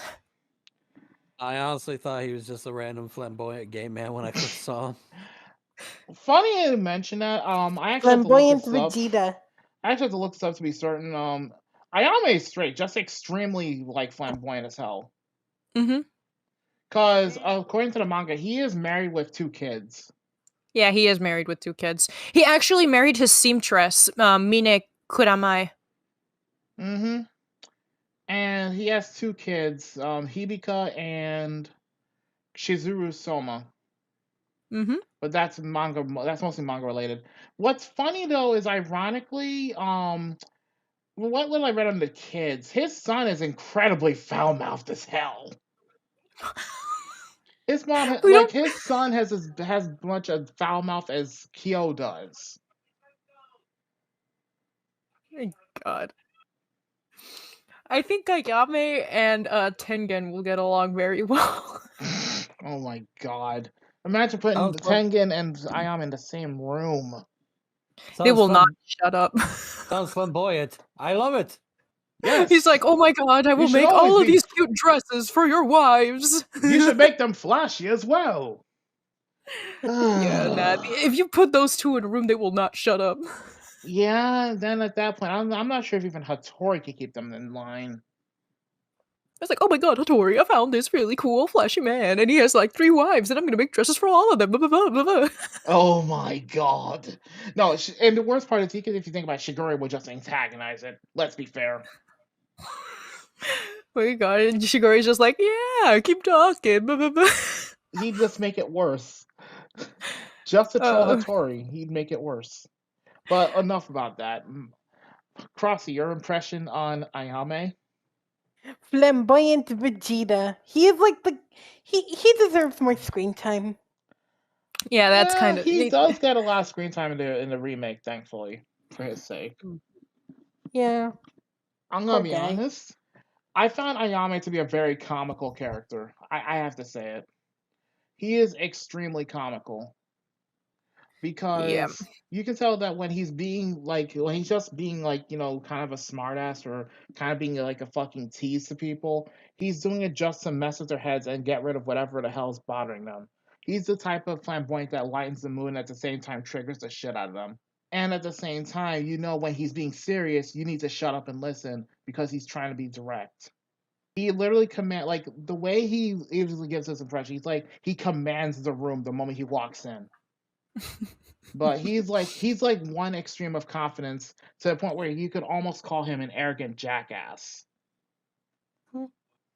But again, that reminds me, Zam, if I remember correctly from the original series, didn't Ayame admit to one time where he somehow he pulled some really bullshit story about being from a royal family to avoid getting a haircut? Oh yeah, I fucking can't with this guy. Yes, he did.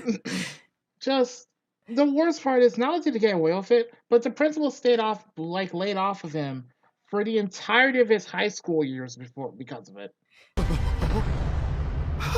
But I still have more to tell you about Condor. No, it's fine. Your hair is fine.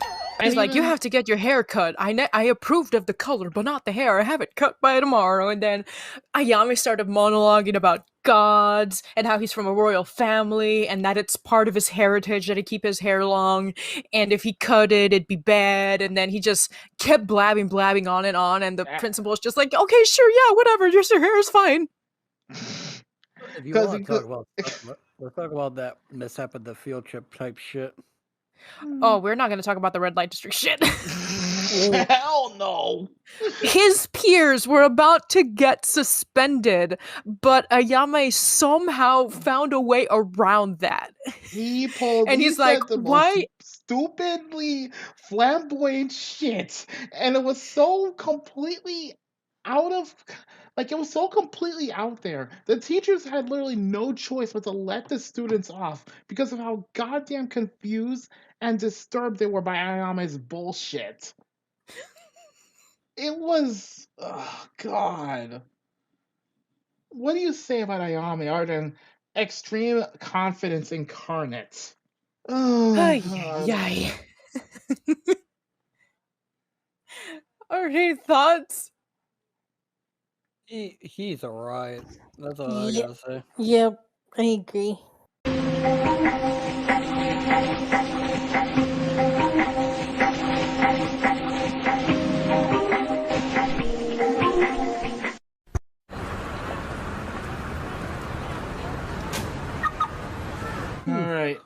next on the list before I die of Okay, laughter. so we're done with the most lively character ever.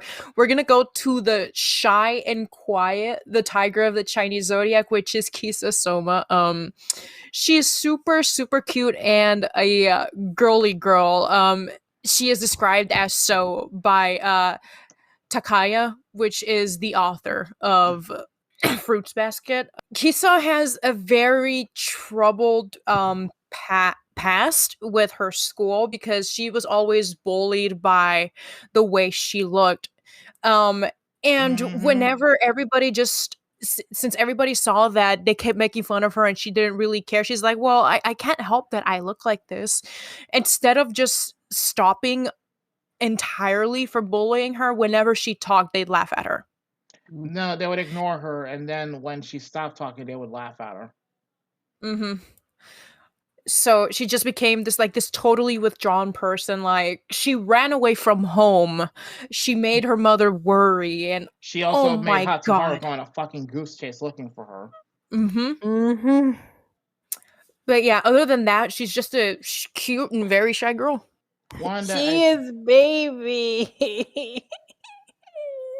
If you can't tell by that statement alone, she like Momiji, she is Crossy's baby girl. There's a picture. This is Crossy's other child in this series. Mm-hmm.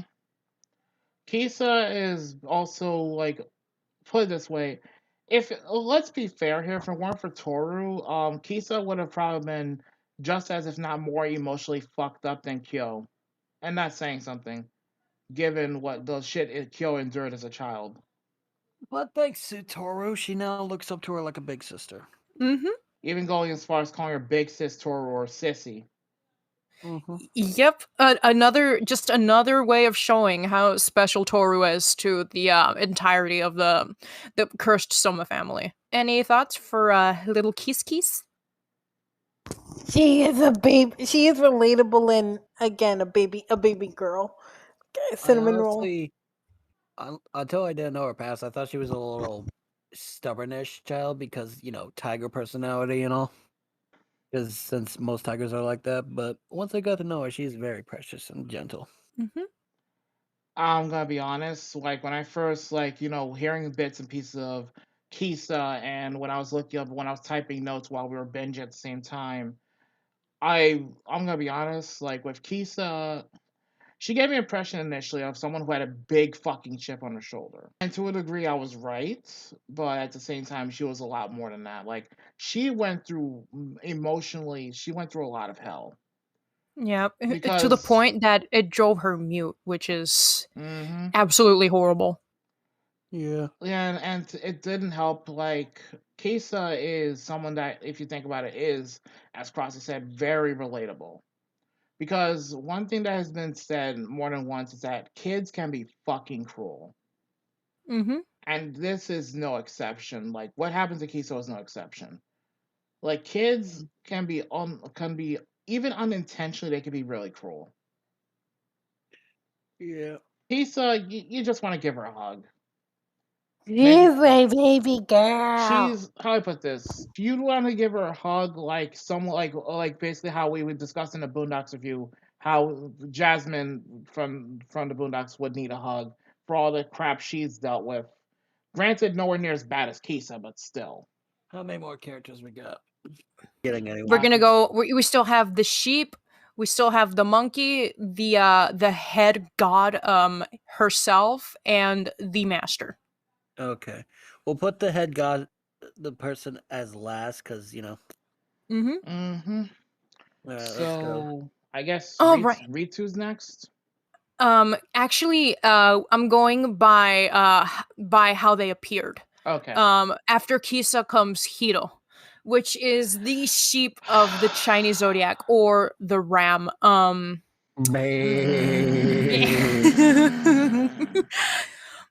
He is very stuck up. He I don't know how to explain him. He's just like, oh my god. Hiro He has this sense of Soma. authority. He has this sense of authority, like, oh, you're gonna do this to me, but then you'll be this and that, and what if He's this and this happens? And I was like, oh my freaking god, like he's so full of himself. It's annoying. If his attitude prescribes is what we call a spoiled rich kid personality. Yes. That's when I first I saw don't him. have to I be got in the his level vibes. of you peons. If God. anything is going all Eric Cartman, respect my authority on people. Yeah, it's like out of all of the Soma family, he when in the newer one, I start to like him more towards the end because like he grew the fuck up, but I absolutely hate him in the original. You know, you'll never get anywhere unless you learn how to think for yourself. Do I have to have a reason to be here? Maybe I'm just sitting here because I want to. Out of all of the Zodiacs, not including the god herself, Hiro has to take the page for most hated in my book. So I will say, most of the things he does and stuff is because he's got feelings for the Tiger Girl. Mm-hmm. They were best friends. They were best friends since elementary school.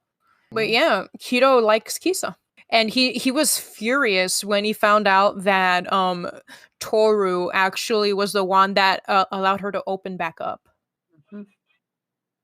And there's more to it, but that involves the newer one, and I don't want to spoil too much, so we're gonna leave it as that. Yeah, that's probably best. Ugh. All right, so thoughts on the sheep? I kind of found him annoying, to be honest. The way he was being a bit of a little shit. You're a bitch! You're a bitch! You're a bitch! That's all I gotta say. He just needed his ass beat. Crossy? I agree with Justin. Bad. He's being bad. He's being bad to the bone. Okay, my honest opinion of Hero. You know, up till you mentioned that bit about Cartman from South Park, I didn't think about that, but now I hate him almost as much as I hate Cartman. Respect my authority. Like, I'm gonna be honest, when I hear him talk like the little shithead he acts like sometimes, especially to Kisa, I hear him bleating like an angry fucking sheep. Bad. But he has some good qualities. Too bad they're far and few in between. They actually show more in the newer anime, the remake, but sadly, we're not here to talk about that. Mm-hmm. But yeah, I believe we are done with the sheep. Mm-hmm. At this point, pretty much. Last up is, sadly, we don't get to see all the Zodiac animals in the old one. There's two that we will leave out, but just for the sake of information, I will go ahead and state their names and their Zodiac. Isuzu Soma is the horse, and Kureno Soma is the rooster. All right. That set aside, we're going to go ahead and dive into the last Chinese zodiac that is shown in the original, and that is the very beautiful but unstable Ritsu Soma. He is a man that feels comfortable in women's clothing, so he often dresses as a female. He is very apologetic. He overreacts a lot. Fun fact, his mother is actually the owner of a Soma family hot spring, and he is supposed to inherit said position when he's ready. So yeah, being the monkey, he is he has really, really fast reflexes and a very what's the word? Agile? He has a really agile body. But yeah, super, super beautiful, even as a dude. Toru herself thought Ritsu was a woman, and then he he was bumped into and turned into the monkey, and just like it just made him overreact. But yeah, Monkey. low self-esteem, and he overreacts and apologizes a lot. Monkey. Even though most of his shit, even though most of the shit is not his fault. Though, if I had to Yep. say, I think he most likely gets it from his mother. And it doesn't help that, to an extent, Ritsu acts a lot like Shiguri's editor in that regard. I'm sorry. All right, thoughts on the unstable Ritsu? I almost want someone to put him in a straitjacket and just give him some medicine to calm his ass down because he concerns me a lot. He's I'm extremely so sorry.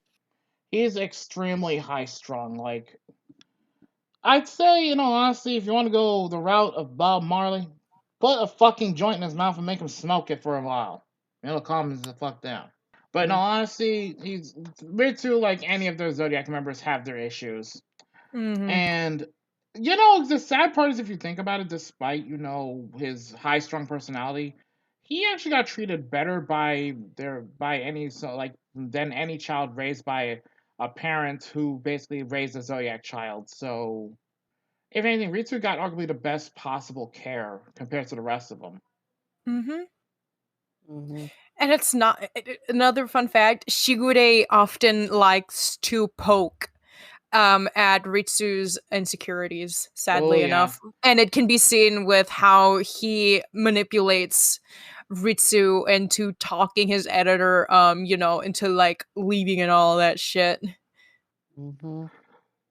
Ironically, it actually makes Ritsu slightly better off as a person long term. Like I said, Another fun fact, ironically. Ritsu actually ends up being a couple with Mitsuru in the end. Aww.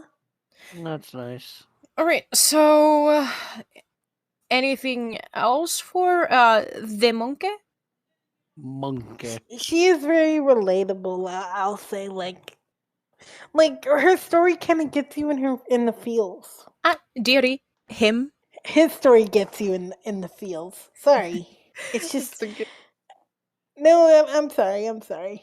No, don't worry. I if I were to have seen Ritsu and had to like guess their gender for the first time, I think he's a woman. Even I wasn't entirely sure, and I usually can tell. Dude looks like a lady. You wouldn't be wrong there. All right, so no more thoughts on our pal Ritsu, the monkey? Not really. All right. So I've explained Isuzu, the horse, and Kureno, the rooster. Again, they don't appear in the original, so if you want more information, you'll have to watch the newer or read. So we're gonna go to one of the minor characters and then go into the heinous of them all. Kazuma Soma. He is the man behind Kyo, Kagura Yuki, and Hatsuharu's knowledge of karate, because he's part of the Soma family, and he runs a dojo where he teaches a whole bunch of other people, a lot of younger kids. And fun fact, his grandfather was cursed by the spirit of the cat through his own ignorance as a kid, because he was approached by his grandfather and offered sweets and treats, and he's like, no, if I talk to you or eat your stuff, I'll get cursed, because again, the spirit of the cat is looked down upon by the Soma family. So after seeing all of his shit that he did when he was a kid, and then he saw like the newer spirit of the cat, Kyo, he grew to understand. And he actually thought it'd be like a remedy to take this kid in that was possessed by the cat, kind of like an act of self-forgiveness. So he can not just that, but also redemption to redeem himself. Because of how he unknowingly, to an extent, and unwittingly treated his grandfather, who was like you said, the original owner of the cat spirit curse. But throughout the entire time where he fathered Kyo, he actually grew to love the kid. So that act of self-redemption actually got him, a kid that actually, you look at as your own kid. Mm-hmm. But yeah, that is Kazuma Soma. I believe I got everything. Any thoughts on the dojo clan owner? I found it cool how he did hit everything he could as to raising Kyo as a sign of a path of self-righteousness or self-forgiveness a bit. But he was pretty cool and everything. I'm just kind of want to see more of his character is all, you know? Mm-hmm. Which we sadly don't really see until the remake. I agree. Anything else you want to add to that, hon? Mm-mm. Are you not going to say he's beautiful? Fine, he's beautiful. Yes, he's a pretty lady. Anyway. Yes, I'm a pretty lady. You're a pretty lady. Okay, Has? Okay, I was of a couple of minds here when it came to Kazuma Soma. Like, the dude's had his fair share of issues because of the whole mess of his grandfather and how he initially at one point was just as bad as most of the Soma clan who knew about the cat's curse. But it took his grandfather dying and witnessing Kyo's own horrible treatment for him to realize that he basically fucked up. And while he can never take back how he treated his grandfather, he at least tried to, make amends some way, somehow. He at least, for the better or worse, even with Kyo's foul temper at times, he did do right by the guy. Even with, all the baggage that he and Kyo both had from, the whole cat's curse thing. So ultimately, Kazuma, if nothing else, is a very good parental figure. Very, very good, yeah. It's way better than what Kyo had initially. Yeah, like Kyo's like it's sad that Kazuma turned out to be literally a better father, and he doesn't even and the man did never actually fathered any kids, versus Kyo's birth father, who I'm gonna be blunt, he's a fucking scumbag. Again, a lot of this you don't really find out until unless you watch the remake or read the manga, but yeah, basically, I know we're also comparing the manga a lot, but to be fair, the original series we're looking at right now, sadly only stops about 3 volumes into the series, give or take. Yeah, we only get a third of the story. Pretty much. So yeah, 3 volumes of story, and this will lead into something we'll discuss later on about some little tidbits here and there about the series overall. But yeah, ultimately, like I said, Kazuma is a pretty good dude, and he definitely deserves, all the respect. All right, so I believe we are done with Kazuma. So I'm gonna go ahead and add a little bit of information, sprinkle some stuff and information about Kyo's actual biological parents, since we're talking about the man that actually brought him up. Kyo's mother actually took her own life by jumping into a railway track, and Kyo was young when this happened. She was one of the very few parents that actually accepted their child as as cursed. But she was super, super protective of him. She often told him to not leave the house after he accidentally revealed his true form to the public. Yeah, I think that is all for her that is noteworthy. But yeah, she tried to be as loving as possible to Kyo. Although Kyo took this as her being afraid of him because she constantly checked if his beads were there. Because she was afraid that he'd turn into that thing, Yeah, I mean, we'd show it, but I think it's better you see for yourselves. Because Kyo's true curse form does appear in the original and in the remake. Mm-hmm. And needless to say, it basically is the reason why Kyo has been given so much fucking grief. It's not a pleasant sight. All right. Kyo's mother set aside. We're gonna go ahead and go to the douchebag, his father. He is very, very, very hateful. He actually kicked Kyo out of the house when his mom decided to kill herself. Therefore, Kazuma came over and it's like, okay, well, I'll take you. He blames Kyo on everything that has ever happened. Like, I blame you because you made your mom do this and that. But this is actually later revealed in the story. But it was because of him being so abusive to the mom because she gave birth to the monster of the Zodiac. And that made her lead to actually killing herself. It was never Kyo. It was his dad. Yeah, but the sad fact is, even after this was explained in the manga, apparently, he still blamed Kyo. Like, he refused to accept any form of remorse or responsibility for his part in her suicide. Mm-hmm. Yep. Again, asshole. That is putting it mildly. You're a bitch! Okay. Father and mother set aside, let's go ahead and dive into the most heinous character of them all, the mentally ill. Well, The it's head not of the really. Soma clan. Yeah, the head of the Soma clan, Akito Soma. She is actually a he in this series because it wasn't until okay, there's actually an explanation behind that real quick. In the that's what I was original gonna. version, yeah, but in the original version, Akito was assumed to be a he. That was never a confirmation on Akito's gender. And it wasn't until after Volume 3 was finished that they finally had a confirmation on the gender. By then, it was too late for the series to, backpedal on that. That's just what happened.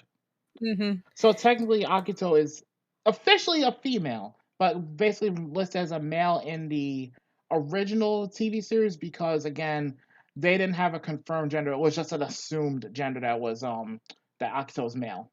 And Akito's personality did not help the confusion on that whatsoever. Especially given Akito's backstory.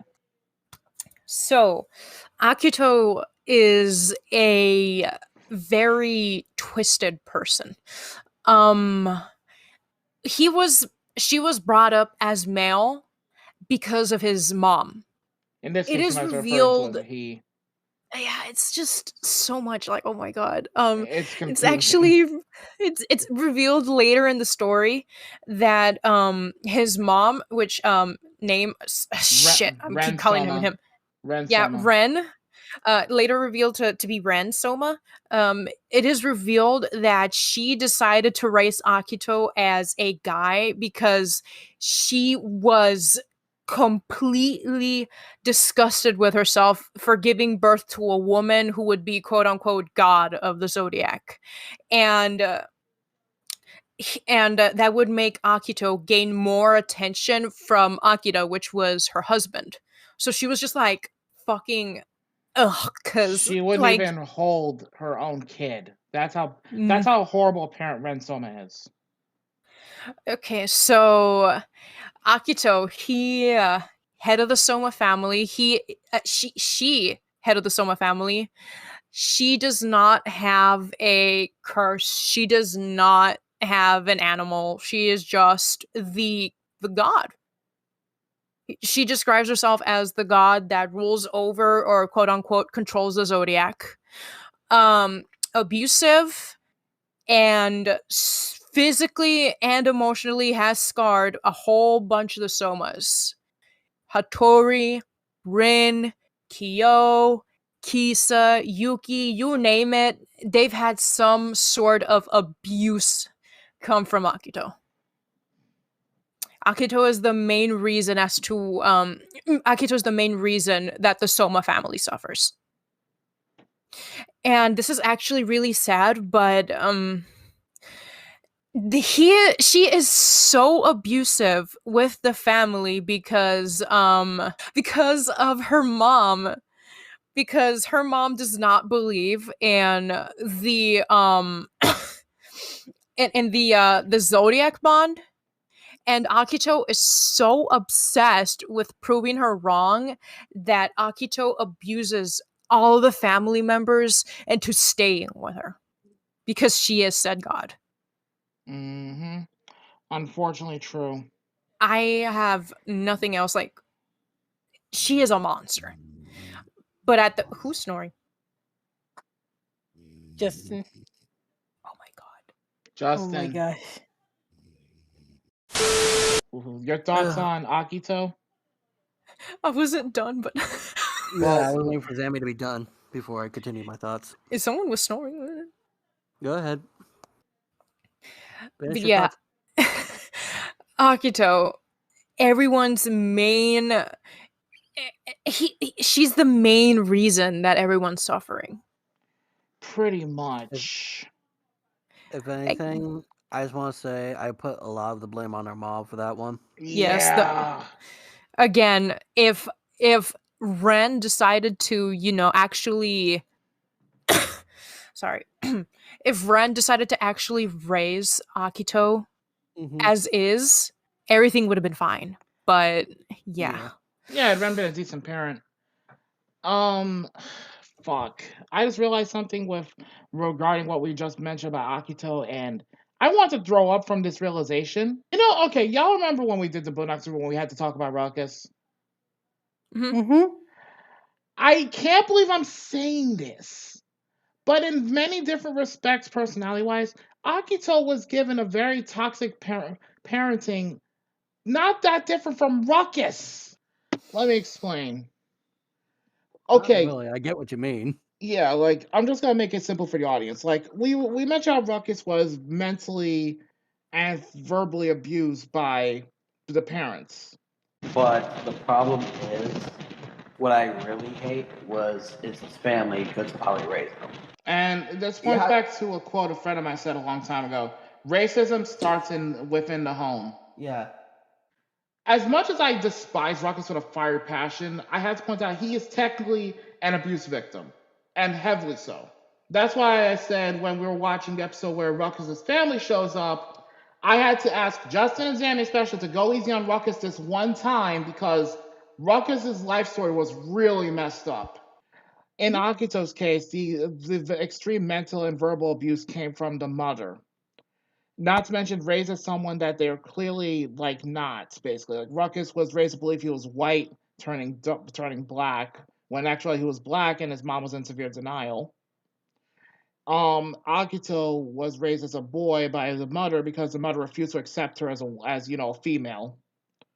And not to mention the abuse cascades from there because in the case of Akito, she ends up being abusive towards the other Zodiac members out of the desperate attempt to, prove the mother wrong. And in the same respect, Ruckus tried to prove his father wrong by basically being as, racist and toxic towards others as possible. So you see what I mean when I say the painful similarities between the two. I'm gonna be honest though, as a character, Akito needs a lot of fucking help. I gotta say it. Mm-hmm. Like a lot of help. Agreed. Yeah. All right. Anyone else got thoughts on Akito? I mean, You're a mean one, Mr. Akito. Miss Akito. Yeah, suck on my toe. I don't know. What the fuck? God damn it. Anyway, I'm just tired. I don't know. She just needs some actual good diggers or something because she's just. Don't worry. Shigure actually takes care of that later. I'd shower you with coconut cream pie. Yeah, spoiler there in the manga, but yeah. Lucky dog. I mean, it's actually a clip, but I'm not gonna get into that. No. That lucky dog. Anyway, I think that's pretty much it. We need to explain. Yeah. Crossy, any thoughts? He a mean bitch. You wouldn't be wrong. You know what? No matter the gender in this case, Akito's just an angry, nasty-tempered bitch. Just needs a good dicking or someone. I don't know. Yeah. I volunteer as tribute. I don't know. Menage a trois. Oh my god. Anyway. One more thing about Akito. You guys are probably wondering why she actually let Toru live with the trio. She did it because she thought that Toru was gonna reject Yugi and Kyo because of the curse. And when she sees that it was the complete opposite, Akito just grew to hate her most of all, like literally to the point where she hates her mother. Yeah. She's literally, this was not shown in the original, but it grew so much that she had this growing obsession of eliminating Toru so that she would never ever come in contact with the Soma family again. She's like just obsessed with doing that. Hates her so much. Yep. Violent hatred indeed. Yeah, Shine. But yeah, I believe we have covered all of the main characters, unless Has, you want to double check the list? I've checked the list already the entire time. Covered. Pretty much have them all covered at this point. Yep. Mhm. All right, Coolio. So all we have left are our favorite characters. Well, hold dislike. on, just yeah, you were. I was Yeah. about to say you forgot a few steps, but yeah. So yeah, first up, favorite characters. So let's go around the table. Who wants to start? Keitha Crossy and wants to start. Keitha and Ritsu. Keitha and Ritsu. Ritsu. Fuck. What about Momiji? And also Momiji. I don't There you care. go. I have 3 babies in the series. I can't keep track of them. They always run around. Wait, Ritsu? Yeah, Ritsu. Ritsu. Cause Han watched the remake with me and Zammy on the other night while you passed out, and Yeah. Han got super attached to Ritsu pretty quickly. I don't remember which one's Ritsu again. The one that dressed the monkey, basically. Oh, sorry, I'm tired right now. It's okay. You're good. You're good. We're We're almost recording done. it. Yeah, we're almost through. Any particular reasons why, Han, or you already explained it? I think I've already explained it. Like with Ritsu, like I kind of have a attachment because of what she's going through. Same with Momiji because of both of their backstories. That's Because I can relate to that. I have 3 favorites. Incidentally, by all means. Hattori is one of them because I can relate to him a bit. Because honestly, I get the whole self-sacrificing deal, especially when it comes to matters of the heart. And to be fair, Hattori is practically like the older brother figure to damn near all of the Somas at this point. He's actually one of the. He's actually one of the 4 oldest. The 4 oldest being Shigure, Hattori. He was one of them. Ayame and Kureno. And Kureno. Yes, those 2 are the 4 oldest Soma members. Fair enough. Like Hattori, like he's a character I can identify with a bit. The other 2, and this was a tough choice to make. Well, another like one of them was actually, believe it or not, Hatsuharu, because I can relate to an extent with in one sense because I used to be bullied for people expecting me to be a certain type of person or a certain type of way. And I was bullied for whenever I didn't meet their supposed expectations. Because, like, for example, like, I was basically bullied for being, a person with some common sense and not wanting to be, a stereotype. And it's kind of the same with Hatsuharu for me because Hatsuharu got bullied for being the ox, being the so-called idiot of the Zodiac. But Hatsuharu, if anything, is proof that you don't have to be what people expect you to be. You be what you want to be. Yeah, he faced his greatest enemy, the rat, as well. Mm-hmm. And well, look at that. They're friends. And the last one as a favorite is, I'm gonna be honest, Ayame. He's fucking hilarious.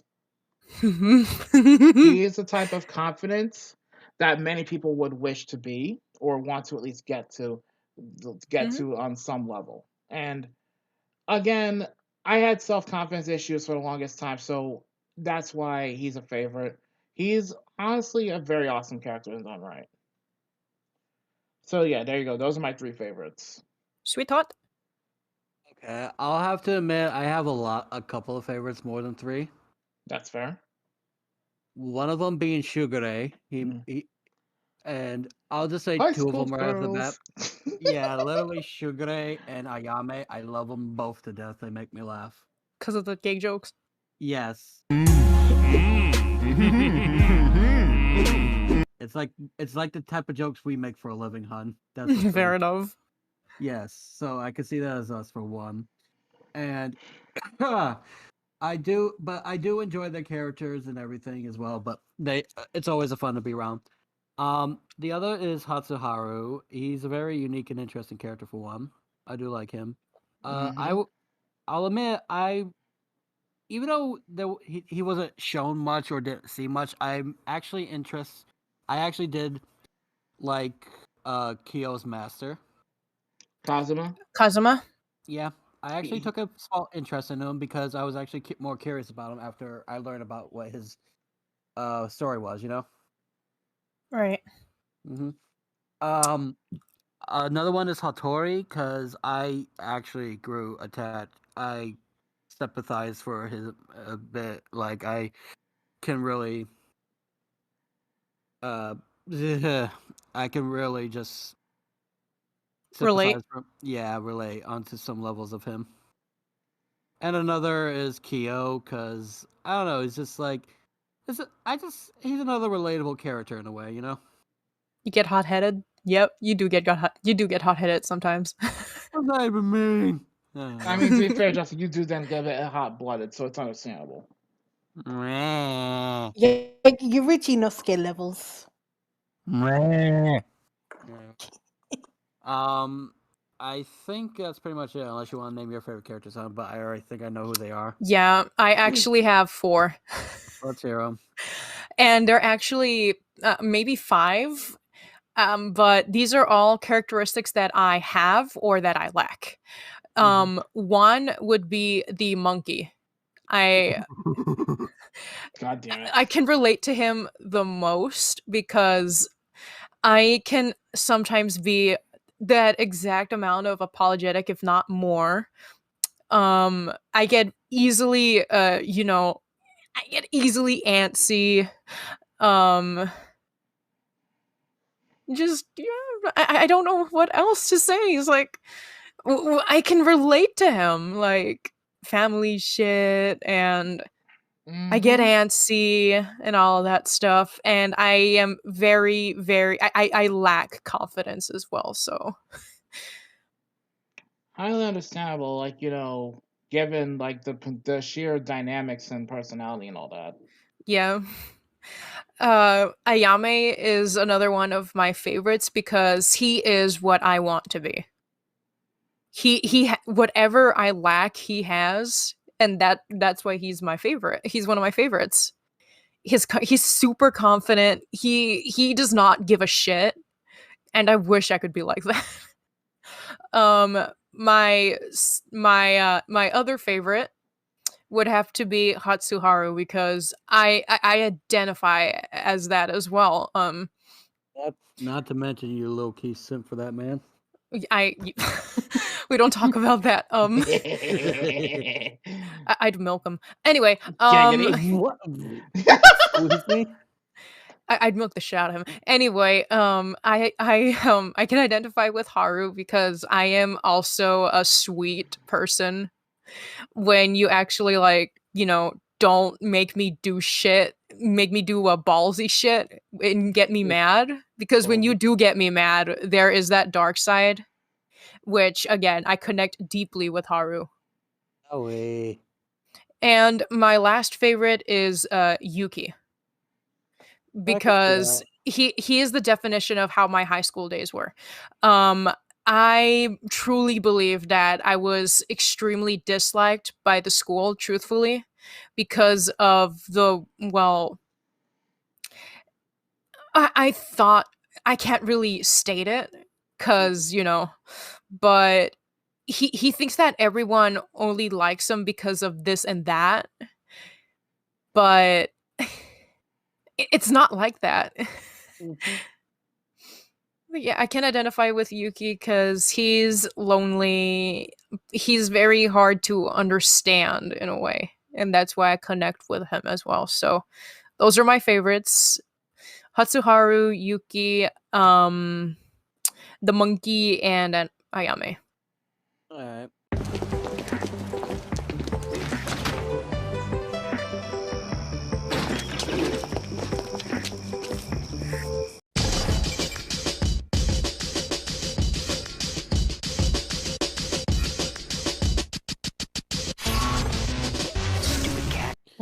So now I think we can move on to the next part, which is our least favorite characters. Oh, brother. Let me just Who get wants mine to out go of the way. first? I'm gonna get mine out of the way. Okay, go ahead. I despise Akito, but mostly I despise Ren Soma after what I learned from the remake. Mm-hmm. Like toxic parenting at its finest. That's why I don't care for either of the two. Also, I fucking hate the Prince Yuki fan club. I fucking hate them. They need to burn in hell for all eternity. L-O-V-E, we love Yuki! Yuki! Yuki! La la la la la la la! Am I dead yet? Like all of the Prince Yuki fan club. Yes, they all need to burn in hell for eternity. No, we didn't bother explaining the Prince Yuki fan club because literally that would just take too much time and energy for us. Not They to only mention appeared it'll in take like my 2 sanity. episodes. It'll take what's left of my sanity. Fuck that. L-O-V-E, we love you! Why? Yeah, Well- I fucking hate them. Plain and simple. All right. I'll say this. I don't hate Akito as much as everyone else. And just hear me out why. I can relate on Akito on somewhat of a level with asshole parents. And you guys know how the three of you know how my dad was to me. So, good night. So you can understand why I can relate to Akito a bit. I know that may sound weird and stuff, but given with the whole family stuff and things like that, I'm just like, when I can relate to someone who has bad family lives and stuff, I can like see it as a personal level. You know what I mean? Like I don't forgive most of Akito's actions, but I won't 100% hate her like as most people do. You know what I mean? Mm-hmm. I can understand. Like, because like you legit said, if Ren raised her more properly and everything, then she wouldn't be this bad, which you pointed out. If anything, I'm more up. The character I hate more is basically Akito's mom. That's about it. He kind of goes on the hate list, but he's more of an annoyance than a full-blooded hate. It's kind of hero. Yeah, like I said, I just don't care for Akito. As for Akito's mother, burn in hell, bitch. Same goes for the Prince Yuki fan club. Them, Burn in and hell. I hate the sheep, kind of. You hate Hero? I understand his reasonings and stuff, but I fucking hate the snobby attitude, and he's just a pain in the ass. Like he's like either a hate or a small annoyance that will make you twitch a bit. You know what I mean? Mm-hmm. All right. Crossy? Akito. Any specific reason why? Because he's so mean. One more character I despise. Oh, okay. Hero. Fuck him. I thought he was more of an annoying. He's annoying, yes, but fuck him. All right. Well, I have some characters that I hate that are not part of the anime, or well, the OG, and that would be oh God, I was gonna call you Hattori. I was gonna call you Hattori Hazard. God damn it. And like Hazard said, I absolutely despise Ren because of how she raised Akito to be. If it weren't for her actions and her neglect of the child and actually, raising her to be a good, person, none of this would have happened. Agreed. I'm pretty sure that the banquet would be eternal if she was brought to be a good, a good person. But no, instead we got this. So big fuck you to Ren. Akito, I don't hate, but I mean, she does end up she does end up being forgiven later, and she apologizes for what she did, and she just grows up to be a normal person after that. Like, she even what can I say? She tries to disassociate herself from what she did because of what she did to the family later on. She backs away from the Soma family because of that, because she's just she just hates what she did. Yeah. So I don't hate Akito. I'm more of a like. That's more of a Dislike? love-hate thing. Yeah, just a dislike. It's kind of like a love-hate type of thing. Like you love you can you love it's not like you fully love, but you can understand where they're coming from, but you just kind of hate what they did. But again, she does later apologize, and everybody, Though the stuff she did in the remake is just ooey. Oh yeah, the remake goes more towards manga. I won't say what happens in the remake, especially in front of these two, because they're better off seeing it for themselves. That's all I gotta say. Yeah. All right, so Ren can burn in hell. Akito's fine. I also hate the Prince Yuki fan club. Although fuck them. although I forgot the whatever her name is, Motoko, she actually later just strays away from all of that stuff. She actually stops obsessing over Yuki after she graduates. And she actually talks to him after, all of the shit. Well, at least there's that. So, I mean, the rest of them can go die. But Motoko is fine. Hito, little dipshit annoying. And I believe that is it. If I am not, oh yeah, Kyo's father, fuck you. And that's it. Yeah, he's just a dick. That's it for me. Yeah, Kyo's fine to burn in hell. Crossy, you said who you hated, right? Akito. Okay. Yeah, but yeah, as long as you guys understand my perspective, why I can't fully hate or don't hate Akito, then good. Because I know there's a lot of people. Yeah, because like I said, given for me, since you three and my close friends know how I was with certain family members and all, and given what Akito's been through, I can respect her. All right, so that's the end of mine. We've discussed all of our favorite characters and least favorites. Any particular? Well, so now all we need to do is talk about our favorite episodes and all that. So who wants to go first on this one? I might as well. I'm gonna be honest. Among my favorite episodes, I don't remember which one specifically, but basically the first episode where Ayame first appeared, because again, hilarious bastard. Yes. And also, the episode where Hatsuharu first appears, because he immediately picks a fight with Kyo. Those have to be Make two of it my clear favorite. if it's black or white. The Black Haru when they first fought during the marathon. So there's that. So you're referring to episode 10, which make it clear it's black and white. And let's see, if we're talking about Ayame, that would have to be episode 14, the adults episode. Yeah, those are my favorites thus far. Like, I would have to probably go back later to mark up any extra ones, but those are my current favorites that I can keep firmly in mind because they were just hilarious to me in their own right. I've already said why I like Hatsuharu and Ayame as characters. And while Hattori is easily my favorite above those two, it's Hattori's Hattori's overall characters won't win me over in that department, but I digress from there. Anyone else got their favorite episodes? I like the episodes where Momiji explains his backstory with his mom, Ritsu being introduced, and Kisa being introduced. It's understandable. What about you, sweetheart? Oh, I was gonna go last. I actually need to think real quick, so go ahead for me real quick.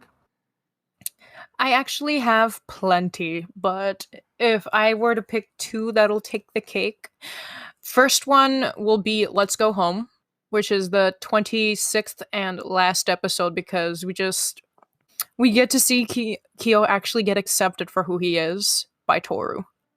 And it's just like a great happy ending. My second most favorite would have to be I'm sorry. You're good. But this is like deja vu, but I also like the 10th episode of Make It Clear if it's black or white because Hatsuharu is introduced. and I love the Okay. man. Alright, I thought about it. So, these are very serious kind of episodes. One of them is, I honestly, when you said let's go home and everything, Mhm. I honestly thought it was the one where Toru went back into her grandpa's house and stuff and everything. Mm-mm. I enjoyed that one. Let's see. Jesse, you said those are your favorite episodes or least favorite?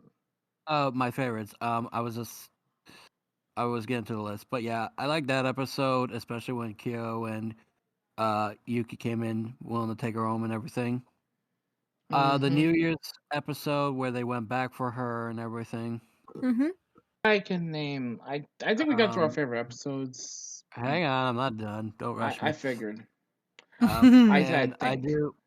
I do like the Let's Go Home one, the last episode and everything where Kyo got accepted. That was very Okay, nice. so the 26th episode and the 9th is your favorite. Yes.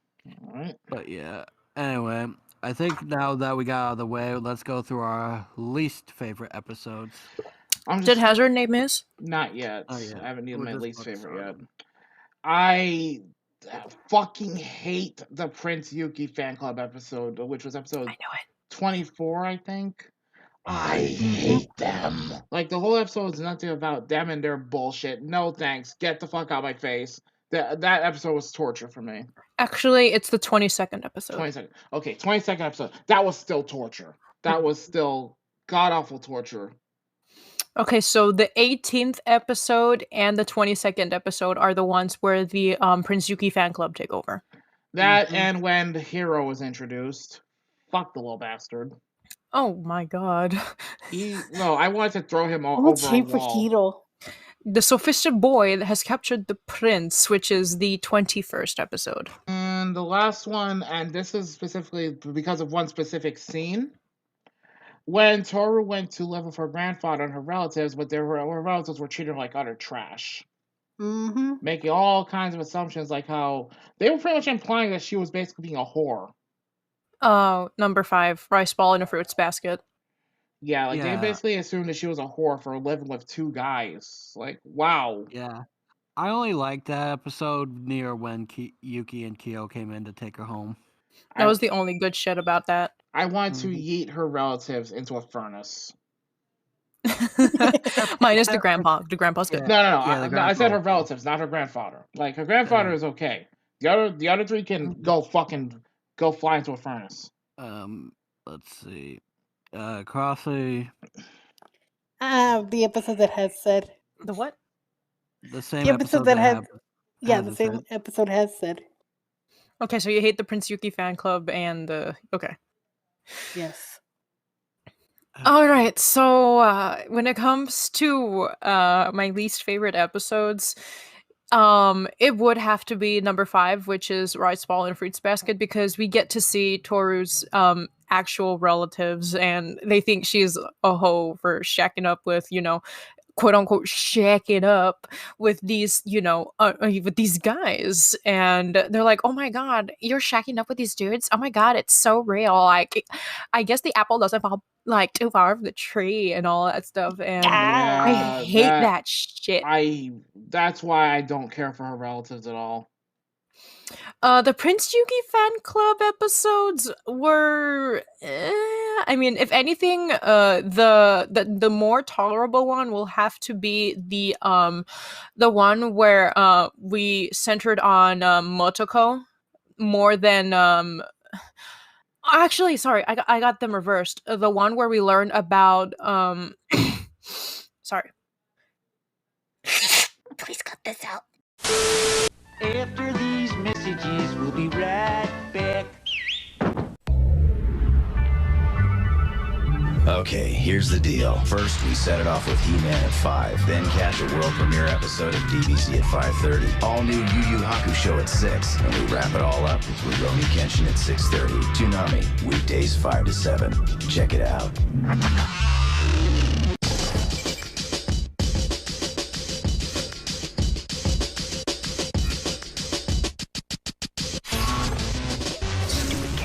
I got them reversed. I hate the one where we talk about Machiko, mostly about all that stuff. The one that I find more tolerable was the one where we get to meet Wave Girl's Brother. brother. That one's more tolerable because we actually get to see how she lives, how it is, and we got to meet some of the fam. So that one's more tolerable. But the other one can die. I think the only episode I didn't like much was the fangirl episodes, and I'm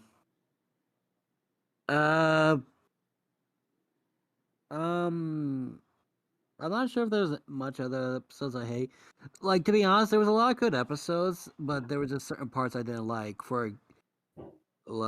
Probably for example, probably the episode part where they showed a bit of Kyo being an abusive father and shit like that. Where Kyo's father was being abusive and things like that. That wasn't shit and all that. But yeah, I think it's just mostly the fangirls episodes and possibly the hero one. Oh boy, another hero one. Selfish Boy has captured the prince, which is the 21st. It's hard not to dislike it because he just got on my nerves real quick, to be honest. I mean, he was monologuing the entirety of it, so. Yeah. Anyway, I think that's about it. So I'm just gonna go ahead and do the final statements of it. So, given how I can say this, because literally there is a remake, I think we should include this one fun fact. How come this show did get a remake?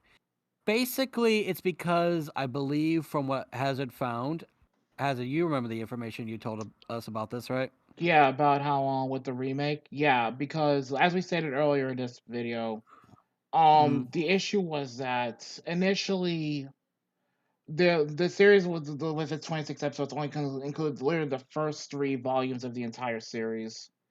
And then later down the line was when everything else was being produced. So the anime was keeping up just barely with the manga. But the anime was so highly well received.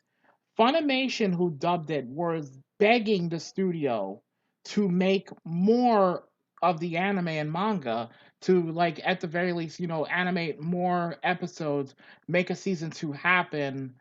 And they even went as far as holding a contest and several petitions for this. Basically, here's what some of the information I dug up here. In 2005, Funimation actually started a project for a convention attendees to help fold 1,000 paper cranes. This is because in Japanese folklore, folding 1,000 cranes means you would get a wish. Once the goal was met, Funimation sent the cranes and pictures to Studio Dean and Hakusensha to try convincing them to produce a second season of Fruits Basket. Instead, this resulted in the remake of the anime roughly 13 years later. Yep. Also, a little fun fact. As of now, Fruits Basket is considered one of the top manga series in both Japan and the US, with more than 18 million copies that have been sold. Yeah. And it's currently their best-selling manga series from Tokyo Pop, with more than 2 million copies sold as of 2006. And from what you told us, you and Timmy own those manga. Anyway, so Crossy. Hmm? You said this anime won best anime of the year, and what Yep. year did it win?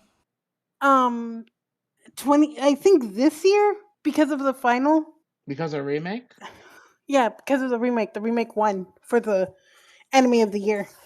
Yeah, winner anime award best drama. Yep. Nice. That makes a lot of sense. But yeah. So yeah, if that is a show for you guys to watch it, go ahead. I don't know what will. But I think it's time for a few things. First of all, it's time for everyone's overall ratings. I think Zami should go last on this one. Because since she's the normal expert on this one. Unless you want to go first, son, since you're the MVP, then you hear ours. Actually, let me hear y'all's first. Alright, so Crossy or Hazard, who wants to go first on giving the overall rating? I give it a 9 out of 10. Alright. Any particular reason? Reason why I give it a 9 out of 10? Because of Akito. That's my one reason. So in other words, minus 1 point for Akito.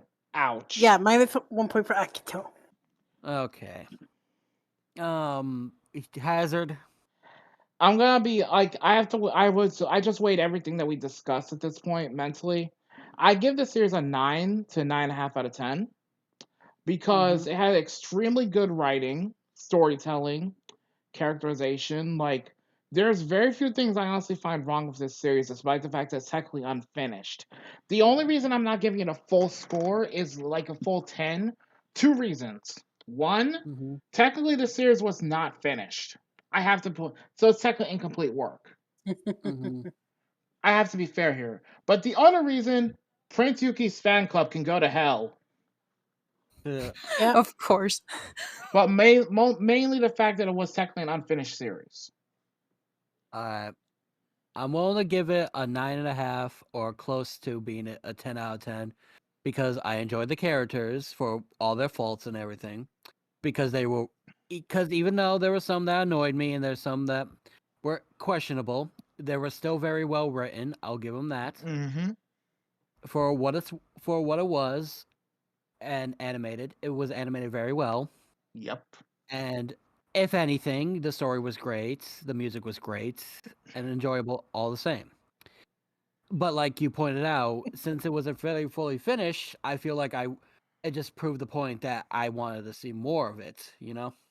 And another reason Afterward. why I gave it the like I said, I gave it the mark it did because it was unfinished, but also the fact that even though it was unfinished, it got such a high score because it keeps you pulled in. You don't get bored of it easily. And considering the fan base and how much they've shown their love for this series, and how much of a following it has to this day, even before the remake came out, it speaks volumes of just how well this series has been handled. So, Zami, since you are technically the Fruits Basket's veteran here, I think it's nice. It would be nice to know your overall score rating for the show. See if it's the same as ours or if it's completely different. I'm just curious. It's actually quite the same. Mine would be a 9.5 out of 10. Really close to a 10. The only reason I gave it a 9.5 was because, as Hazard stated, the story was unfinished. And when I was a kid, I always wondered because they left on that one cliffhanger. Like, everybody was so happy and all that stuff, but I somehow knew that the story was unfinished and I always craved more and more, and I never seemed to get it. I never seemed to have gotten it. And it wasn't until 2019 that we got the remake. And I'm satisfied now. But when I was a kid, I couldn't wrap my head around it. Like, no, there has to be more. It can't just be that. And lo and Because behold, you my get that sense of it being like there's clearly more to tell. But from what the studio said, when I looked up why they ended it the way they did initially, they said it felt like the right place to put a stopping point on it. And yeah, for its time, it's understandable, but at the same time, you still wanted to see what else was up ahead. And lo and behold, what I thought was like a cliffhanger came into actual fruition because my friend let me borrow the manga for it. And I'm like, oh my God, there's more zodiac animals. There's two of them that we never even talked about. Akito has the mother. We have all of these other characters that are part of the Soma family that were never ever introduced in the OG. And I just got so upset that we never got more. So that's main reason why I give it a 9.5 out of 10. The rest, it got that score because it stayed with me for over 15 years. To this day, I'm one of the people that was a fan of the OG and would not shut up about it. Like, I told this to my friends. I literally told everyone, like my aunt introduced me to this because we were watching like some random animation channel and they put up Fruits Basket and she's like, okay, well, I'm gonna go ahead and buy the entire anime. And then we watched it and then I told my friends about it and I wouldn't shut up. And 15 years later, I'm still hooked on it, baby. Yeah, Understandable. So this will bring us to the next one question. Zammy, I can kind of relate to that a bit because it makes me happy as well to see that you've had your loyalty to the series. It's kind of for sort of a similar reason why I'm still to this day hooked on shows like Outlaw Star and such, which I showed you guys a long while back. Mm-hmm. So, Anyway, I just want to move on real quick because I'm getting close to passing out. Fair enough. All right. So the final question, we always ask this, but it should be an obvious answer. After we review the show and rate it and things like that, we ask ourselves amongst the group, does it still hold up today, or, well, technically already did. If it made a comeback into this current year, will it hold up and everything? And given how there's the remake is already out and finished for it, the answer is yes all around for all of us, I'm pretty sure. Yes, absolutely. If nothing else, the remake proved by itself that it still holds up extremely well to this day. That's why I gave it the score I gave it. You guys know for a fact I'm very, very strict with the scoring most of the time. So to point out that Fruits Basket actually deserved, got the rating of a 9 to 9.5 for me, speaks volumes of just how much they've had to offer when it comes to the series. Okay. Yeah, but with that, I think we could come to a close on this book of the anime. It's been a wild ride and stuff, but like we said, and we're willing to do this as a different video, not as a kind of review thing, but as its own type of thing. We can make like some kind of discussion video of like differences and similarities between the remake and the original OG, if you will. Just to see if you guys are interested. But comment down if you guys want to see that type of thing.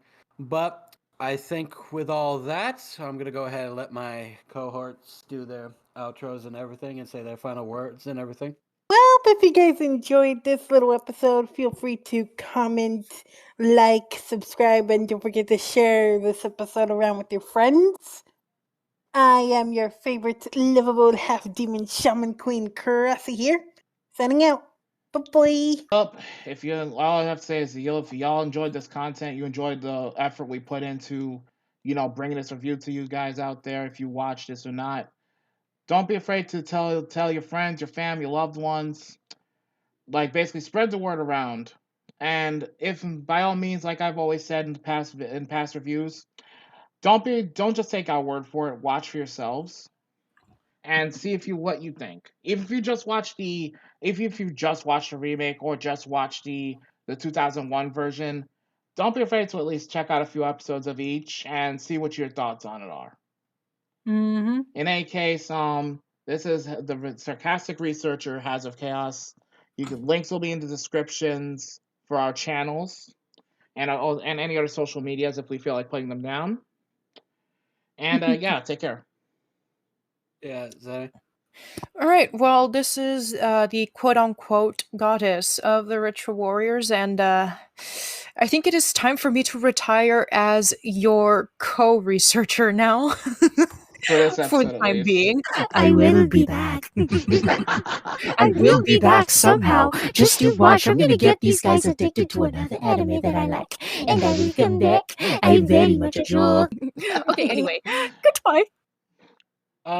This is the leader of the Retro Warrior team. I hope you guys enjoy this thing. And remember, if you guys have anything you want us to watch or suggest, be sure to leave a comment down below and like, comment, subscribe to this. And we will probably see you all next time on a wonderful review video of the Retro Warriors. Take care, everyone. Later, peeps. Bye.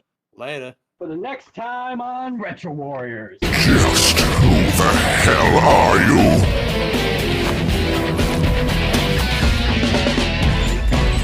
Are you sure you really want to know? If I told you, I'd have to kill you.